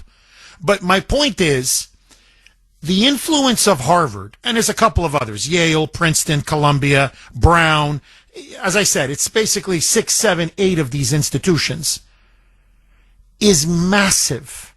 It's massive. If Harvard falls, in many ways, the globalists and their ruling class, I don't want to say they fall, but it is a tremendous body blow. That's why they're digging in their heels. That's why this has become such a massive story. And the media is now determined to destroy Trump, of course, his presidency. But on this issue, they want Trump to lose and Harvard to win because their very power is at stake. Their very means of indoctrinating people is at stake. Their very wealth, their very control now hangs in the balance. Now, let me just make one last point. Codevilla says this as well. It's not a unique perception on my part. But many Americans don't know this. Most Americans, the overwhelming majority, of adults, do not have a college degree. The myth that you get, just the way people talk about you got to go to college, If you watch television or movies, there's always a sense that, well, everybody's going to college. So most Americans think, yeah, most Americans go to college. No. Only about 20 to 25% of Americans actually, I'm not saying they graduate college, but only about 20 to 25% of Americans actually are admitted and will go to college. Some will finish, graduate, but many go for a year or a semester or even 2 years and then, drop out or do something else or whatever. So my point is, the majority of the country are high school graduates. The majority of the country are people who've graduated high school or a trade school, which I increasingly recommend, by the way. Okay, they're plumbers, they're carpenters, they're electricians, they're, whatever, mechanics, whatever. And they make a phenomenal living and no debt. They're not saddled with hundreds and hundreds of thousands of dollars in debt, and they don't turn out like Bernie Sanders or AOC or Ilhan Omar. And they have a phenomenal living. They do very well, financially, very successful, and they don't emerge as left-wing lunatics, okay? So I'm a big supporter of trade schools, but let that go. The point is, why should we, the majority of the American people, most of whom do not go to college, do not have a college degree, working middle-class people, why should they have to subsidize wealthy, privileged elites? Billions and billions and billions of dollars in federal taxpayer dollars go to subsidize, like Harvard, these institutions. Harvard gets $9 billion in federal funding. $9 billion on a $50 billion endowment. With, these students, $87,000, the foreign students, $87,000, that's just tuition a year. That's not room and board. That's not food. That's not textbooks. That's not, everything else. So we working middle class people who don't have a college degree, we have to subsidize the wealthiest, most privileged, elite institutions and people in the country. I don't think so. So to show you what a bunch of hypocrites they are, this is not Robin Hood. They talk Robin Hood, take from the rich, give to the poor. No. What they're doing is they're taking from the working middle class, the backbone of this country. So they're taking from the middle and lower middle class and giving it to themselves. And all in the name, as they pat themselves on the back, all in the name, we're woke. We're for the little guy. We're progressives. We're socialists. You phonies, you frauds, you. It's unbelievable. It's unbelievable. So, no, not a dime in federal funding, not a dime in taxpayer dollars. Kick out all of these foreign students. I'm sick of it. Okay, in a huge move that has now sent shockwaves, not just across Harvard, but across the entire university, academic, media, political landscape. Biggest story in the country right now. Kristi Noem, public letter to Harvard saying, you don't want to comply with federal law? We've asked for criminal histories. You won't give it. We're asking you to stop with your DEI. You won't do it.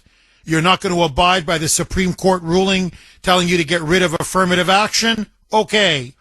Foreign students now must be kicked out of Harvard. They can no longer stay enrolled. They either have to transfer to another university or they have to go back to their home countries. And this block on foreign students is going to be permanent into the future. They have taken away their certification to have what's called a student and exchange program. So that means a student and exchange visitor program. That's the official title. That means they cannot anymore bring in a single foreign student or a single foreign professor or staff member. Agree, disagree, 617-266-6868. Mark in Melrose. Thanks for holding, Mark, and welcome. Jeff? Hi, Mark. How you doing? So $9 billion to Harvard? Yes. Wow. So it's true what they say about the government spending a fortune on a toilet. Anyways, what I wanted to say was, I think this should be an illustration in every, classroom in that university. Just draw it out, put it up like, when you're in elementary school and they had like, the letters A, B, and C, and they would illustrate them across, the top of the chalkboard or whatever. All right, I'll tell a little story, and this could go into an illustration. When I was a little kid, I had a group of friends, and we were all outside playing, and we noticed a bee's nest. One of these kids decided to throw a rock at the bee's nest. Threw a rock at the bee's nest. Bees came after us. I got stung. Okay. Now, you can understand where I'm going with this. Israel, bee's nest. Hamas, kid throwing a rock. Okay. So, when I was young, I, got mad at the bees, hated bees. But then as I got older, started to realize something. It wasn't the bees. It was the kid that threw the rock. So the people that are supporting this and the people of Palestine are essentially the ones that didn't throw the rock. They're the ones that happen to be in the vicinity of the rock thrower. So they should be blaming Hamas, not the Israelis. That's all I had to say. Oh, your logic is impeccable. Your logic is impeccable. I mean, your logic is this, and is completely correct. A equals B, B equals C, therefore A equals C. Like, yeah, perfect logic. It's what's called a syllogism. Okay? That's a brilliant syllogism. You're completely right. Completely right. You always have seriously, you obviously have a very high IQ. And, I keep getting these left-wingers, they even now, they're emailing the show, and you're lying, and Israel's committing ethnic cleansing in Gaza, and why won't you speak out about that? And the problem is Hamas. You're completely right, it all comes back to Hamas. And Mark, look, just to show you, okay, from an historical, very quick point of view, both Likud governments in Israel, including the Bibi Netanyahu government, the Ariel Sharon government, and the labor government of Ehud Barak. So you've got the right and the left in Israel. Offered the Palestinians on a silver platter. This is what they said. All we want from you is to stop calling for our destruction. Just recognize the state of Israel. What do you get in return? We will give you an independent Palestinian state that consists of the West Bank, the entire Gaza Strip, and East Jerusalem as the capital. You want an independent state? You got it. There won't be one Israeli soldier. They said we'll have the UN come in. The UN can, make sure that they patrol these new borders, and the Palestinians could have their independent state. Now, not only did the Palestinians reject their so in other words, when they keep saying, we support Palestinian self-determination, Palestinian independence, the Israelis offered it to them, not once, not twice, 3 times. Now, Mark, this is the key. Not only, all 3 times, did the Palestinians say no, but they didn't even come back with a counteroffer.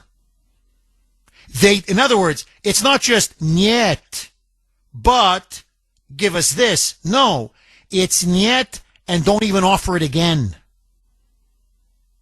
That means you can give us the sky.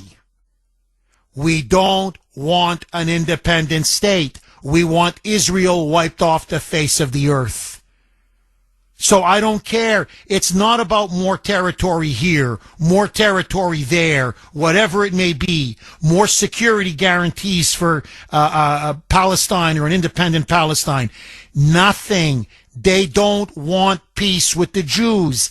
In other words, listen to them, believe them. When they say from the river to the sea, Palestine shall be free, believe them. What they're saying is, wipe Israel and the Jews off the face of the earth. So it's nothing to do with Gaza. It's nothing to do with what's happening now. It's nothing to do with civilians. These are lies. The Palestinians have never wanted peace. And let me just quickly, you need to know, all of you. When Ehud Barak, this was under Bill Clinton, at Camp David, okay, this was it. Ehud Barak comes out and he puts a map on the table. and the Palestinian negotiating team is there. And he says, West Bank, all of it yours, independent. Gaza, all of it independent. East Jerusalem, your capital, all of it yours. And the only thing, let's talk about, it was several blocks. I'm talking literally blocks. Okay, a couple of neighborhoods over the Wailing Wall and the this Muslim mosque, and who's going to have control over that. And so they said, we're open to maybe the UN, maybe some kind of international sovereignty over this, because this is very important to the Jews, but it's important to the Muslims. So this, let's talk about it. But here's your state. You have it. You have it. You just won. You will be the Ehud Barak tells Arafat, you will be the George Washington. That's the term that he used. The George Washington of the Palestinian people. You will have a full independent Palestinian state. You will be the founding father. You will be the first president of an independent Palestine.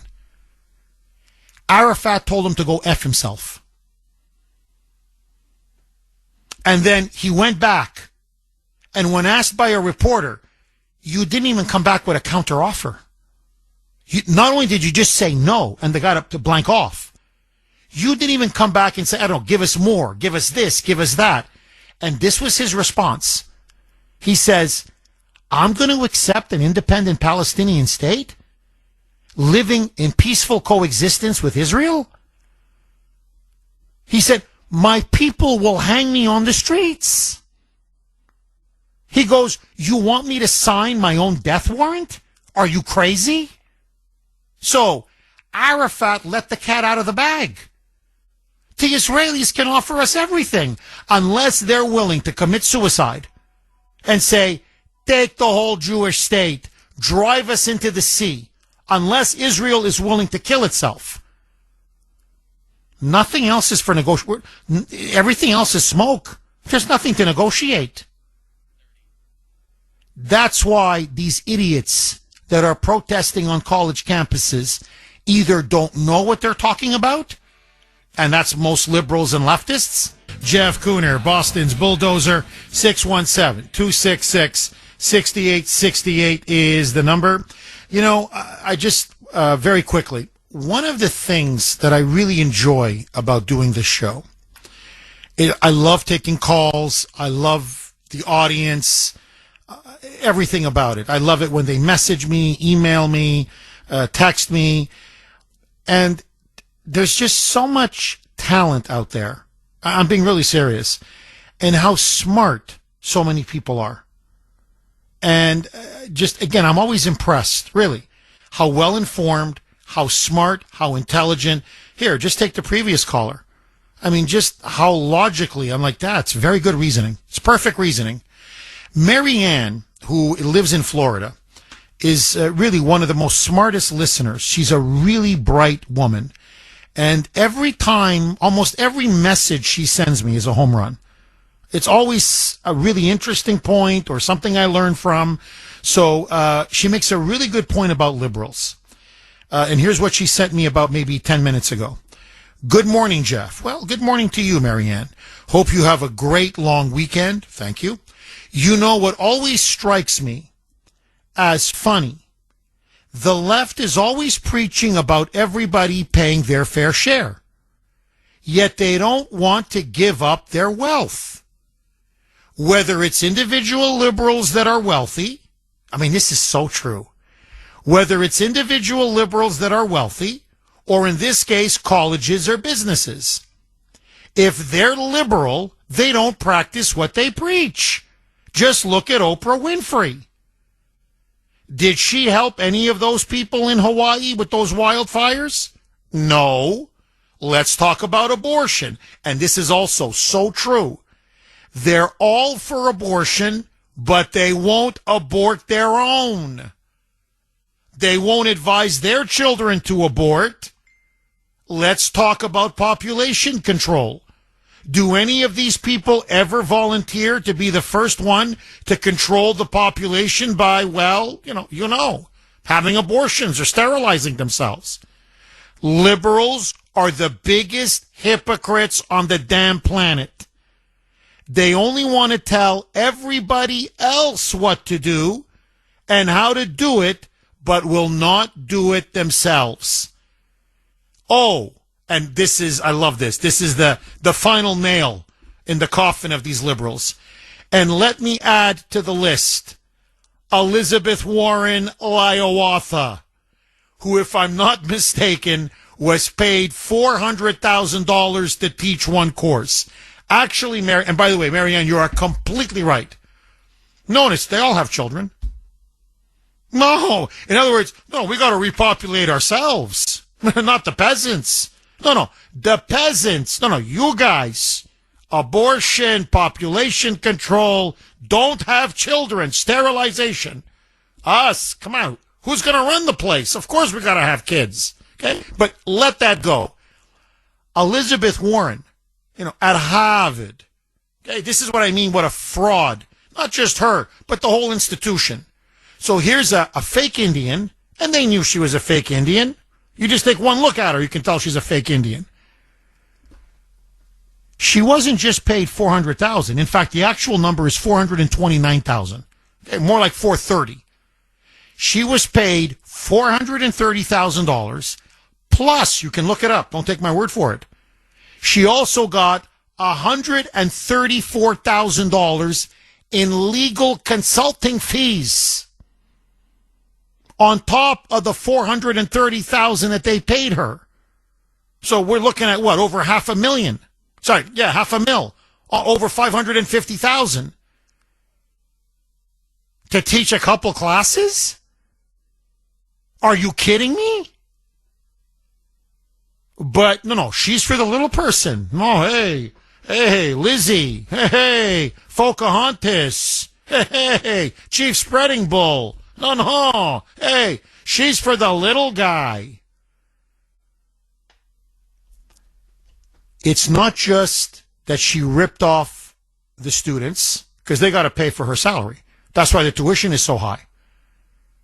It's not just that she committed a fraud upon the university, which they knew, and upon the public. It's not just that she's a typical greedy liberal who doesn't practice what she preaches. That slot that she used up, to teach to teach these courses, was for an actual Native American Indian. So, think about an actual Native American Indian from a reservation. And life on reservations is not easy. It's hard. It's very hard. Who studies his or her butt off and works her way up through school, becomes a lawyer, goes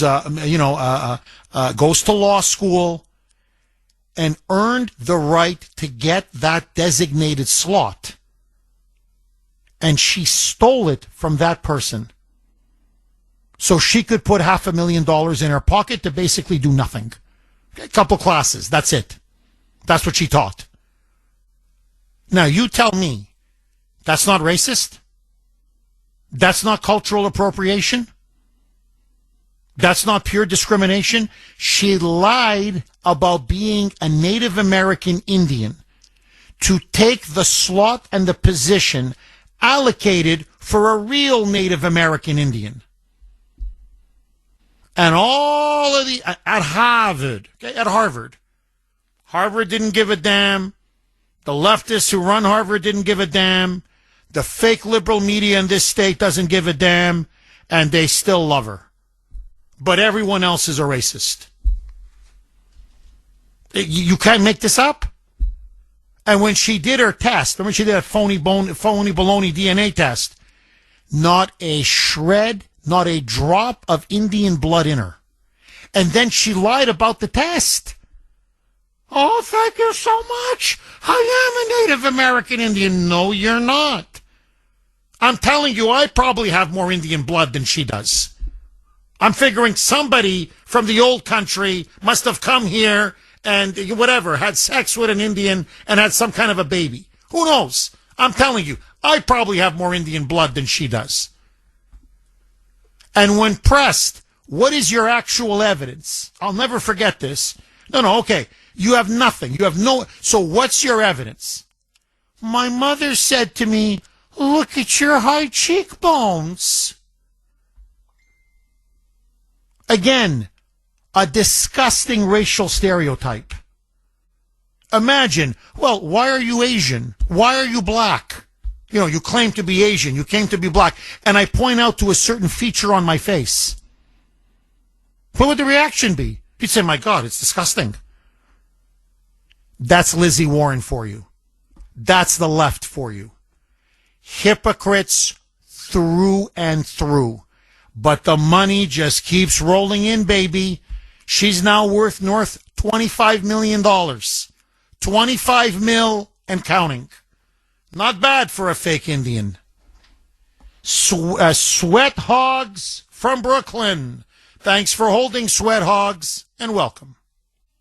Hey, Mr. Carter, me and the Sweat Hogs just want to thank you for getting us into Harvard. Well, you guys didn't really have the grades to get in there, but you did have that key admission letter from Epstein's mother. Me Andre is the best, Mr. Carter. I happen to have a copy of the letter right here. Dear Mr. Harvard, my Warren and the Sweat Hogs are pro-Palestine. Signed, Epstein's mother. Hey there, Mr. Carter. It is Betty Boom Boom Washington here, and my Auntie Claudine Gay is what has got us in there. Ooh, ooh, ooh, ooh, ooh. Hey, Mr. Carter, what if they find out that Epstein's half Jewish? Ooh, ooh, ooh, ooh, ooh. Poor Shaq, don't worry about it, because all he's going to do is tell him that'll put him on his Uncle Jeffrey's list. Ooh, ooh, guess what? I got the history of American Indians with Lizzie Warren. Yeah, that ain't no big deal, because I got geography of New York, and it's going to be like this. From the Hudson River to Lady Liberty, Harvard Sweat Hogs will be free. Oh, man, you did it again. I got to tell you, I've got a grand slam. Welcome back, Carter. Oh, man, you nailed it to a T, to an absolute T. God bless you, my friend. What, pardon me? Yeah, welcome back, Carter. Okay, all right. Okay, Mike. Great. Honestly, outstanding job. Outstanding job. Thank you very much. God bless you and have a great Memorial Day weekend, my friend. 617, he's a professional comedian. I mean, it shows. It really does. 617-266, Gary Levitt. Yeah, Gary Levitt. He started, it's almost like every week now. Huh? It's becoming almost like a weekly thing. But Gary Levitt is absolutely hilarious. Absolutely hilarious. 617-266-6868. You know, I grew up watching Welcome Back, Kotter. I loved it. I thought it was one of the funniest shows. To this day, I think it's one of the funniest shows ever. Jeff in Chelsea. Thanks for holding, Jeff, and welcome. Thank you, Jeff. Now, as far as Harvard's concerned, I believe that Harvard University is training our future slave masters, our future conquerors. The foreigners from these foreign countries, watch the movie Red Dawn, the original one where Charlie Sheen and Patrick Swayze, because in that movie you have a general and a Cuban colonel, and they conquered parts of America. Well, I'm going to put this as an addendum to this conversation. Don't be surprised if we have a Red Dawn invasion invading the blue states, and our conquerors who will put the boot on us will have a Harvard, Yale, and Princeton education. We're giving our conquerors the rope to hang us with. Normie doesn't care, the professors don't care, because they'll be dead by then. But we will have to live with this, you see, because you see, right now it's all good and sweet because people have money. But take away the money, and guess what? People will wake up, and when they wake up, it'll be too late. Watch Yuri Bezmenov. Like that other caller said several callers ago, watch Yuri Bezmenov. He puts it out. Thank you very much, Jeff, and have a great weekend. You too. Thank you very much, Jeff. No, he was a very prominent KGB defector, and he said, look, no, we've been grooming people to infiltrate the universities, to infiltrate the education system. and to eventually, slowly but surely, indoctrinate and brainwash students into communism, into Marxism. And pretty soon, you're going to have communists and Marxists taking over your country. And it's going to be done slowly, incrementally, by stealth. But before you know it, we will have conquered America without firing a shot. And Yuri Bezmenov was completely right. Now, let me just quickly, all of you need to hear this, and I'd love to get your take on this as well. One of the big scandals that has now come out over the last, week or whatever, in the wake of the stunning bombshells of Joe Biden, and the fact now that we know definitively with the release of the Robert Hur interview, and now more whistleblowers coming out, prominent Democrats coming out, that Joe Biden was mentally and physically incapacitated during his presidency. He was mentally crippled by dementia. We know that. Now, obviously, he was battling aggressive prostate cancer that has now leaked into his bones. And it now appears obvious that the treatment that he was getting for his aggressive stage 4 prostate cancer also had debilitating physical effects on him. Why he kept stumbling, why he would fall, why he often looked disoriented, why he was exhausted and just couldn't, had to call a lid by 1 o'clock or 2 o'clock in the afternoon, that he had to sleep in till 10 o'clock. You now have aides coming out and admitting, saying we could not wake him up at 2 in the morning. The President of the United States was not able to take a 2 a.m. phone call if there was a national security crisis. That's how physically debilitated he was, on top of all of his other mental issues. Okay, now, where am I going with this? Ed Martin. Remember this name. It's I always say this in life. What ends up bringing you down is not the shot you think is coming. It's the blow you don't see coming. Ed Martin was supposed to be U.S. District Attorney for Washington, D.C., and he is a really strong Trump supporter. He is a brilliant lawyer. He is a man of immense principle and courage. But the Democrats, along with Tom Tillis, that rhino snake, they blocked him. So what did Trump do? Talk about, God working in mysterious ways. Trump said, okay, I'll tell you what. I'm going to appoint you then as the lead pardon attorney for my administration. I want you to look into all of these pardons and commutations through the auto pen signature, the auto pen machine that Biden used, especially in the last year of his presidency, where he would be at Rehoboth Beach and he would issue 2,000 commutations or hundreds of pardons from Washington, D.C., obviously using an auto pen. It wasn't him. So who was it? Who was running the country? Who was issuing pardons in his name while he was basically wasting away on some beach in Rehoboth? Well, Ed Martin has now done an interview, and I put it up on X yesterday. I commented on it. Ed Martin now on the record has said, listen to this, that a senior high-level Democrat, in fact, the way Ed Martin describes, I think I know who it is, but the way Ed Martin says it is a high, he says it 3 times, level Democrat, a whistleblower, says now he can no longer keep his mouth closed, his conscience is racked, and so he went to Ed Martin, and he said, I'm going to tell you the 3 people. They were part of what was called the Politburo. They literally used that term.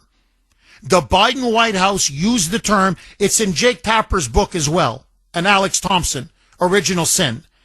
They created a 5-6 member, quote unquote, Politburo. That's what they called it. in which these were the people that were effectively running and controlling the country, while Biden was completely out of it. 3 of the members of that Politburo were, and this is very important now, White House senior advisor Anita Dunn, Biden attorney Bob Bauer, and Biden chief of staff and very longtime confidant Ron Klain. These 3 were in control of the auto pen machine. These 3 were basically, they were signing on behalf of Joe Biden in his name. And it gets even worse. Ed Martin says not only was it these 3, we've got them now dead to rights, but that they were selling pardons and commutations for money. That this whistleblower said not only were they committing a crime against the Republic and against our democracy, not only was it these 3 that were making the key decisions and signing the key executive orders and the key pardons, but they were pimping out the auto pen to line their pockets. You want a pardon? It's $1 million. It's $500,000. It's $750,000. It's $2 million.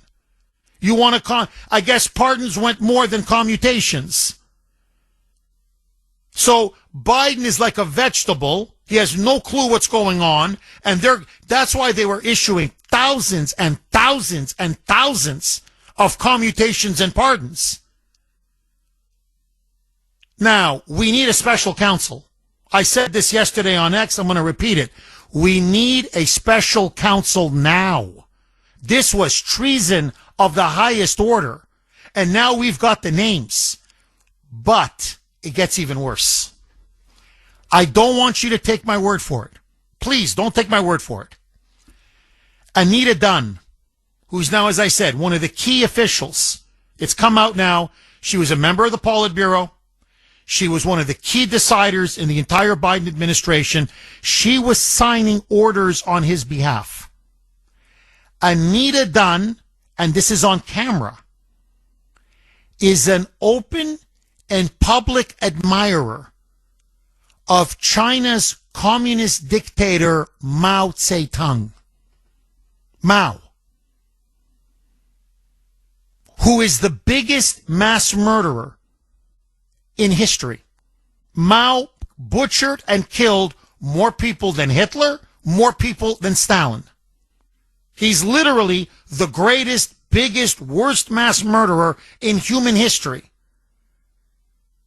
And she's an open admirer of his and of Chinese-style communism. She's a freaking Maoist. She's not even a communist. She's a Maoist, which is almost the most extreme form of communism. And she was making key decisions throughout the entire 4 years of Biden's presidency. As I said on X, and I want to repeat it, well, now you know why.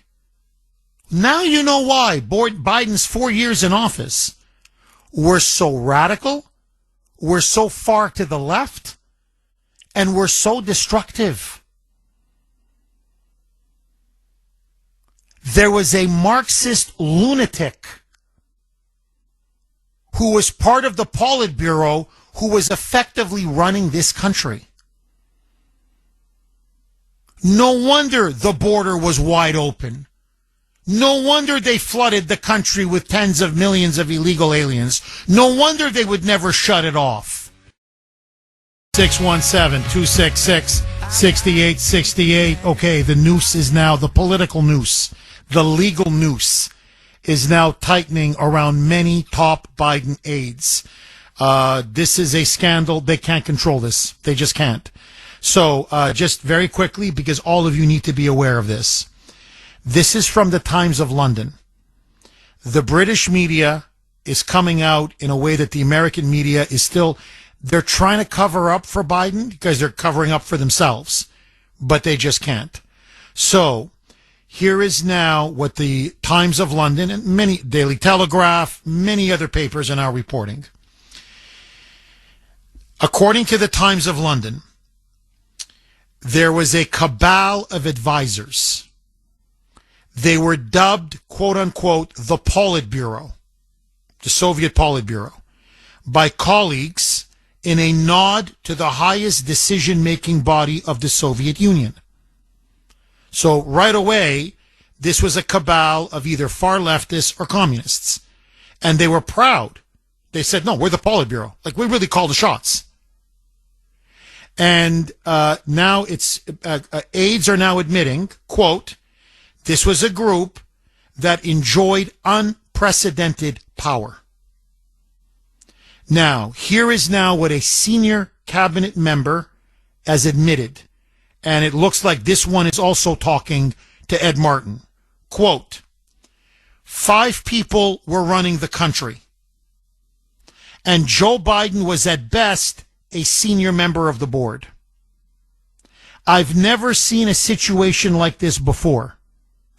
They would make, and he says, this cabinet official says, for example, huge economic decisions without calling the Treasury Secretary Janet Yellen. They would make huge foreign policy decisions, and they wouldn't even talk to the President of the United States. They would make huge decisions on the border and immigration, and they would not talk to the President of the United States. Now, furthermore, not only was there this Politburo, 5-6 people. Now, just, you need to know this as well. 2 of the members of this Politburo, and they say they were really the power behind the Politburo. They were, in other words, the ones with more senior authority. Jill Biden. In fact, they said if Jill Biden said we're not doing that, we didn't do it. In fact, it got so bad by the last year and a half. You see, everyone said, oh, she loved the power. Sorry, she loved the fame. She loved the flying, the jet setting, the meals, the events. Yes. But you can see now she loved the power that she wielded. The power got into her veins. It got to the point that by the last year and a half of Biden's presidency, all someone had to say is, Jill doesn't think it's a good idea, or Jill doesn't want it, and this idea, it was killed. No matter what it was. Okay, forget it. If Jill's against it, forget it. It's done. The other one was Hunter Biden. This is amazing. Hunter Biden, they said, wielded enormous influence and authority in many critical decisions that were made. Now, furthermore, I mentioned the 3 names. There's others, but I mentioned the 3 names. Anita Dunn, who is a senior advisor, a Maoist. Bob Bauer, who was Biden's longtime attorney. And Ron Klain, his chief of staff, and they go back a long, long way. Now, to show you how bad things were, okay, listen now to this. To show you, and by the way, another figure to look at, this is going to come out, is Steve Ricchetti. He was another key Biden counsel. He was called the thug. He was like the political kneecapper. He would intimidate any reporter, any journalist who tried to report the truth about how out of it and how incapacitated Biden was. And he made sure that everybody within the Oval Office, within the White House, towed the line. Now, apparently, Ron Klain admitted to senior cabinet members that, for example, he called David Axelrod. He saw David Axelrod on CNN. And Axelrod said that Biden's age, this was in 2024, could be a major issue if he continues to decide to run for a second term. Klain called up Axelrod and said the only guy that can beat Trump is Biden. Quote, who else is going to do this, Axe? Who's going to beat Trump? In other words, so we told him, shut up. Stop saying we may have to replace him. Everybody's got to get on board. No one's going to challenge Biden. We're going to get him over the finish line. Yet Klain himself admitted to several senior cabinet officials that when he went to Camp David to prepare for that infamous debate between Biden and Trump, quote, Klain was noticeably shocked when he arrived at Camp David to help with Biden's debate preparation, only to find Biden taking long naps, wandering off to the swimming pool, and struggling to follow the most basic back and forth between his campaign and Trump's. Now, on top of all of this, so they knew he was physically unable to be president. He was mentally gone. I mean, gone, finished. There was a systematic cover-up underway. But now, this is what makes it even worse. Okay, now, this is treason. I'm telling you, they're going to go down. I know you're going to say, Jeff, come on, we've heard this before. No, you can't cover this up. This is insane. So, the three that were controlling the auto pen, Anita Dunn, Ron Klain, Bob Bauer. Apparently now, according to this whistleblower, and now there's more corroboration coming, while Biden was playing golf and vacationing in the Virgin Islands, they gave pardons to 6 very wealthy individuals. Biden had no idea. We're not trying to exonerate the guy. He was literally golfing, partying, sleeping in the Virgin Islands. The pardons were issued by AutoPen in Washington, D.C. So Biden could not have done it. It's impossible. Cash was pouring in for these pardons. They were running a pay-to-play operation from the White House in which they were pimping out pardons, commutations, executive orders, you name it, 617-266-6868. Okay, lines are jammed, I promise. We're going to go to the phone calls, but first, joining us now, as she always does at this time, she is the co-founder, the CEO, and the president of Kelly Financial Services. And yes, that is her wonderful name, Kelly. Kelly, how are you? Good morning, Jeff. I am good. As we head into Memorial Day weekend, many of us are reflecting on the sacrifices that gave us the freedoms we enjoy today. It's a meaningful time to think about what really matters, our values, our families, and the legacy we hope to leave. At Kelly Financial Services, we believe legacy means more than passing down wealth. It's about passing on wisdom, especially financial wisdom. We work with parents and grandparents who want to equip their children and grandchildren not just to inherit money, but to understand how to use it with clarity and purpose. When young people learn to budget and save, they gain something greater than money. They gain independence. Our advisors are objective partners helping families align their financial plans with their values and goals for future generations. To speak with a Kelly advisor, give us a call or email kelly@kellyfinancial.org. Jeff, I'll continue this conversation tomorrow morning at 9 a.m. on Safe Money Strategies Radio. Do tune in or go to our website for the radio rewind. Jeff, wishing you and your listeners a safe and meaningful Memorial Day weekend. Thank you, Kelly. Have a wonderful Memorial Day weekend. All the best to you, your family, and everyone at Kelly Financial. What Kelly just said now is completely right. This is very important. If you want to get a copy of the guide, it's free. Call 888-800-1881, 888-800-1881, or you can email Kelly herself Kelly at kellyfinancial.org. That's Kelly at kellyfinancial.org. All right, so just super quick, because the lines are full. To bring it back, okay, to the theme of the whole show.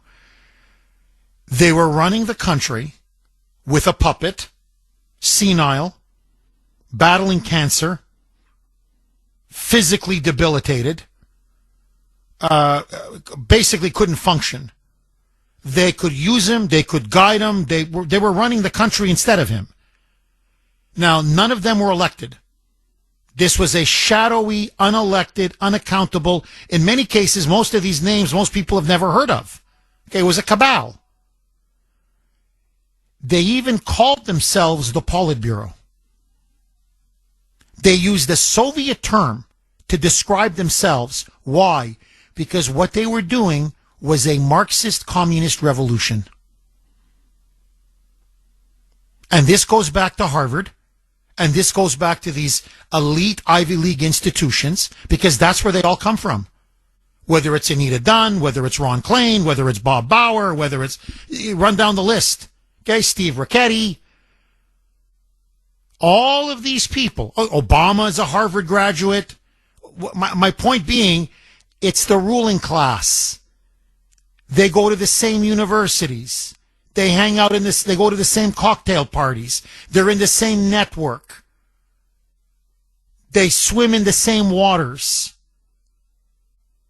Anita Dunn was an Obama holdover. She had a lot of influence under Obama. She had even more influence under Biden. Okay, Ron Klain, another one, goes back decades, very well connected. Another one, deeply tied to these Ivy League schools.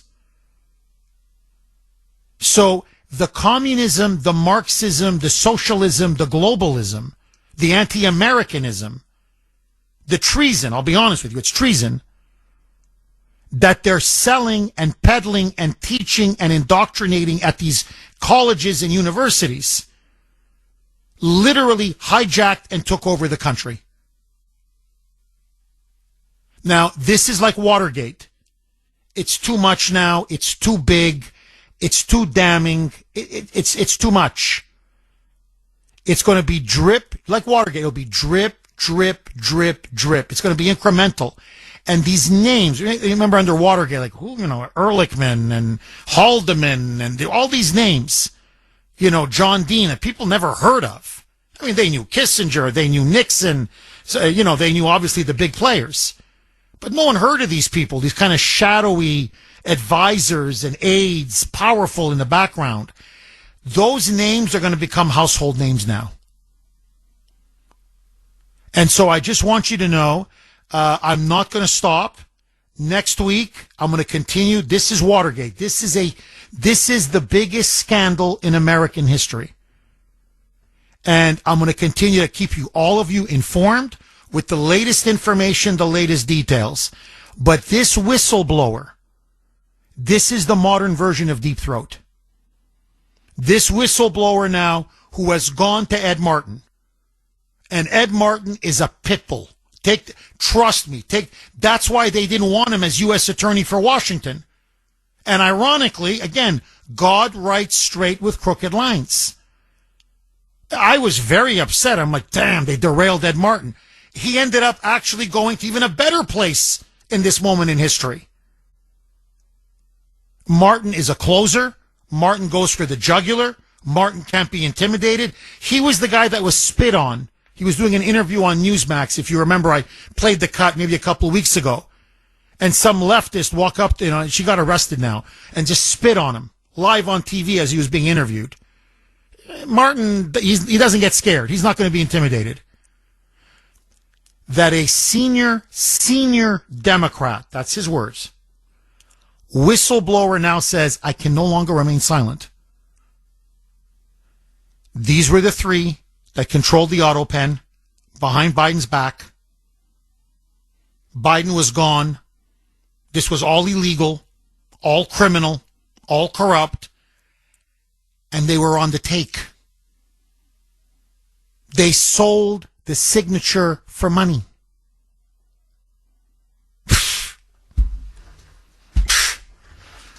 It's worse.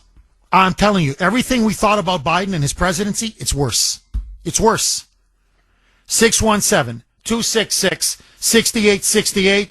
Ed in Dorchester. Thanks for holding, Ed, and welcome. Yeah, how you doing, Jeff? Good. How are you, Ed? I hope I don't step back, but I wanted to talk about Harvard's money and everything. Yes. I've been on hold for a while. Yes. Go ahead, Ed. Please go. So there's a book I read a couple of years ago. It's called Stealth War. And in that book, they talk about a donation that was given to Harvard by the Morningside Foundation. The Morningside Foundation is run by two gentlemen called Ronnie and Gerald Chan. Their nickname is the Pawn Brothers of the CCP. Now, what I don't understand is that since they gave that donation, they changed the name of the public health at Harvard. They also made a donation to the UMass Medical School for $175 million. But my biggest concern with Harvard is that being a Bostonian my whole life, we are giving them $337 million of federal dollars to move the turnpike. That turnpike move is not an infrastructure move. That is a real estate investment deal that is going to benefit Harvard in the years to come. Why are the taxpayers going to foot this bill? $900 million are coming from the state of Massachusetts. $200 million is coming from the city of Boston. $90 million is coming from Harvard. $10 million is coming from BU. The majority of the land that's owned under that turnpike is Harvard. I don't understand why no one, the majority of Bostonians, do not understand who is footing this. Oh, man. What a call. 617-266-6868. Kim in New Hampshire. Thanks for holding, Kim, and welcome. Long-time listener, first-time caller. Welcome, Kim. Welcome. I never liked Biden, and there was two things that I remember him saying on video, so it wasn't distorted. But back when he was when he was vice president, I believe, he had said he didn't understand why when people come home from war that we have to fix them because they volunteered to go. But my second point is, and how can you ever come back from that? You don't want veterans. But my second point and I never heard this mentioned by anybody else, but in those Democratic debates when they're all, lined up, Trump wasn't around, it was just a Democratic debate. He said that he was going to be a figurehead president and other people making the decisions. And now I never heard anybody say, what does he mean by that? You don't hear people say that usually, but he said he was going to be a figurehead president. Do you remember him saying that? Yes. And he also said he was going to be a transition president. And, of course, he lied about that, just like they lied about everything else. I guess he didn't lie about it, though. He said he was going to be a figurehead. Oh, yeah, no, on that. No, you're right. Kim, I got to ask you, are you shocked now at all of these revelations that are coming out? I actually find it poetic justice. He has, the prostate cancer, so now he's got to have all this fiddling done with his backside. I find that poetic. He's been doing that to the public since he was, he never had a real job, right? It was always just political stuff. But now he's getting it up the backside like we've been all these years. Kim, did you, I don't want to ask you your age because people get very defensive about it, but do you remember the Cold War years? Not really. I'm only 47. Okay, well, there you go. Okay, I didn't want to ask, but okay. So you're younger than I am by 8 years. But, I remember the Cold War years. And, every broadcast, right? The Soviet Politburo met. The Soviet Politburo decided, right? So I'm just shocked, and I'd like to get your take on this, that they would call themselves, not only do they call themselves the freaking Politburo, but that they were a Politburo. In other words, they were running the country like it was the Soviet Union.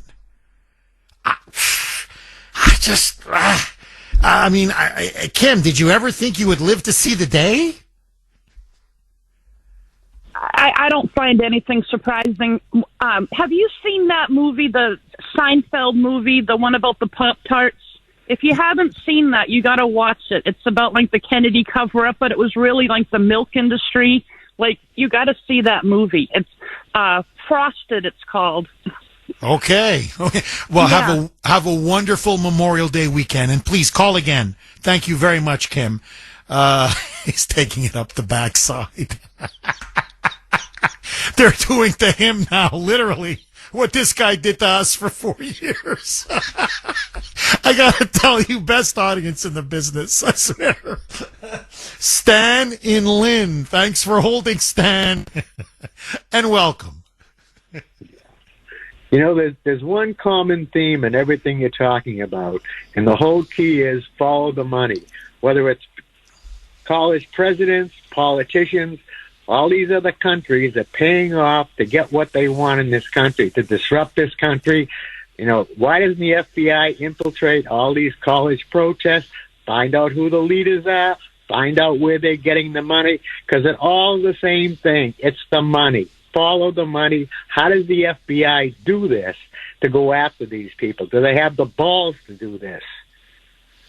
Well, Stan, what do you think? I mean, look, Kristi Noem, Trump, it's a life-death struggle now against Harvard, against these elite Ivy League leftist institutions, these Marxist institutions. Do you think they have what it takes to prevail? I don't know, but I remember this thing from 60 Minutes from 2000. The FBI got this group of Muslim influencers. They got them into a hotel. They taped it, and they were all trying to figure out where do we put the money to influence change in this country? And I'm sure it's not the change for the good. You know what I mean? They knew all this stuff, but it doesn't seem like they're doing their job. You know, money's got to come from somewhere. They're trying to change the country. I watched this thing up in Canada where they had this protest, this Muslim protester talked to the news people. He said, we're going to take over Canada. We're going to push Sharia law. He says, the one thing is we have a lot of children. So they're trying to change the world. But, you know, what can they do? Everybody's getting paid. Nobody's doing this for nothing. Money's coming from somewhere. Why can't they track it?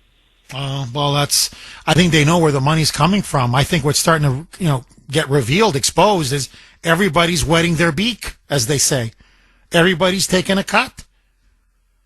And it's coming in from Saudi Arabia, from Qatar, from the United Arab Emirates, from China, from you name it. And Harvard, just as an example, is swimming in it.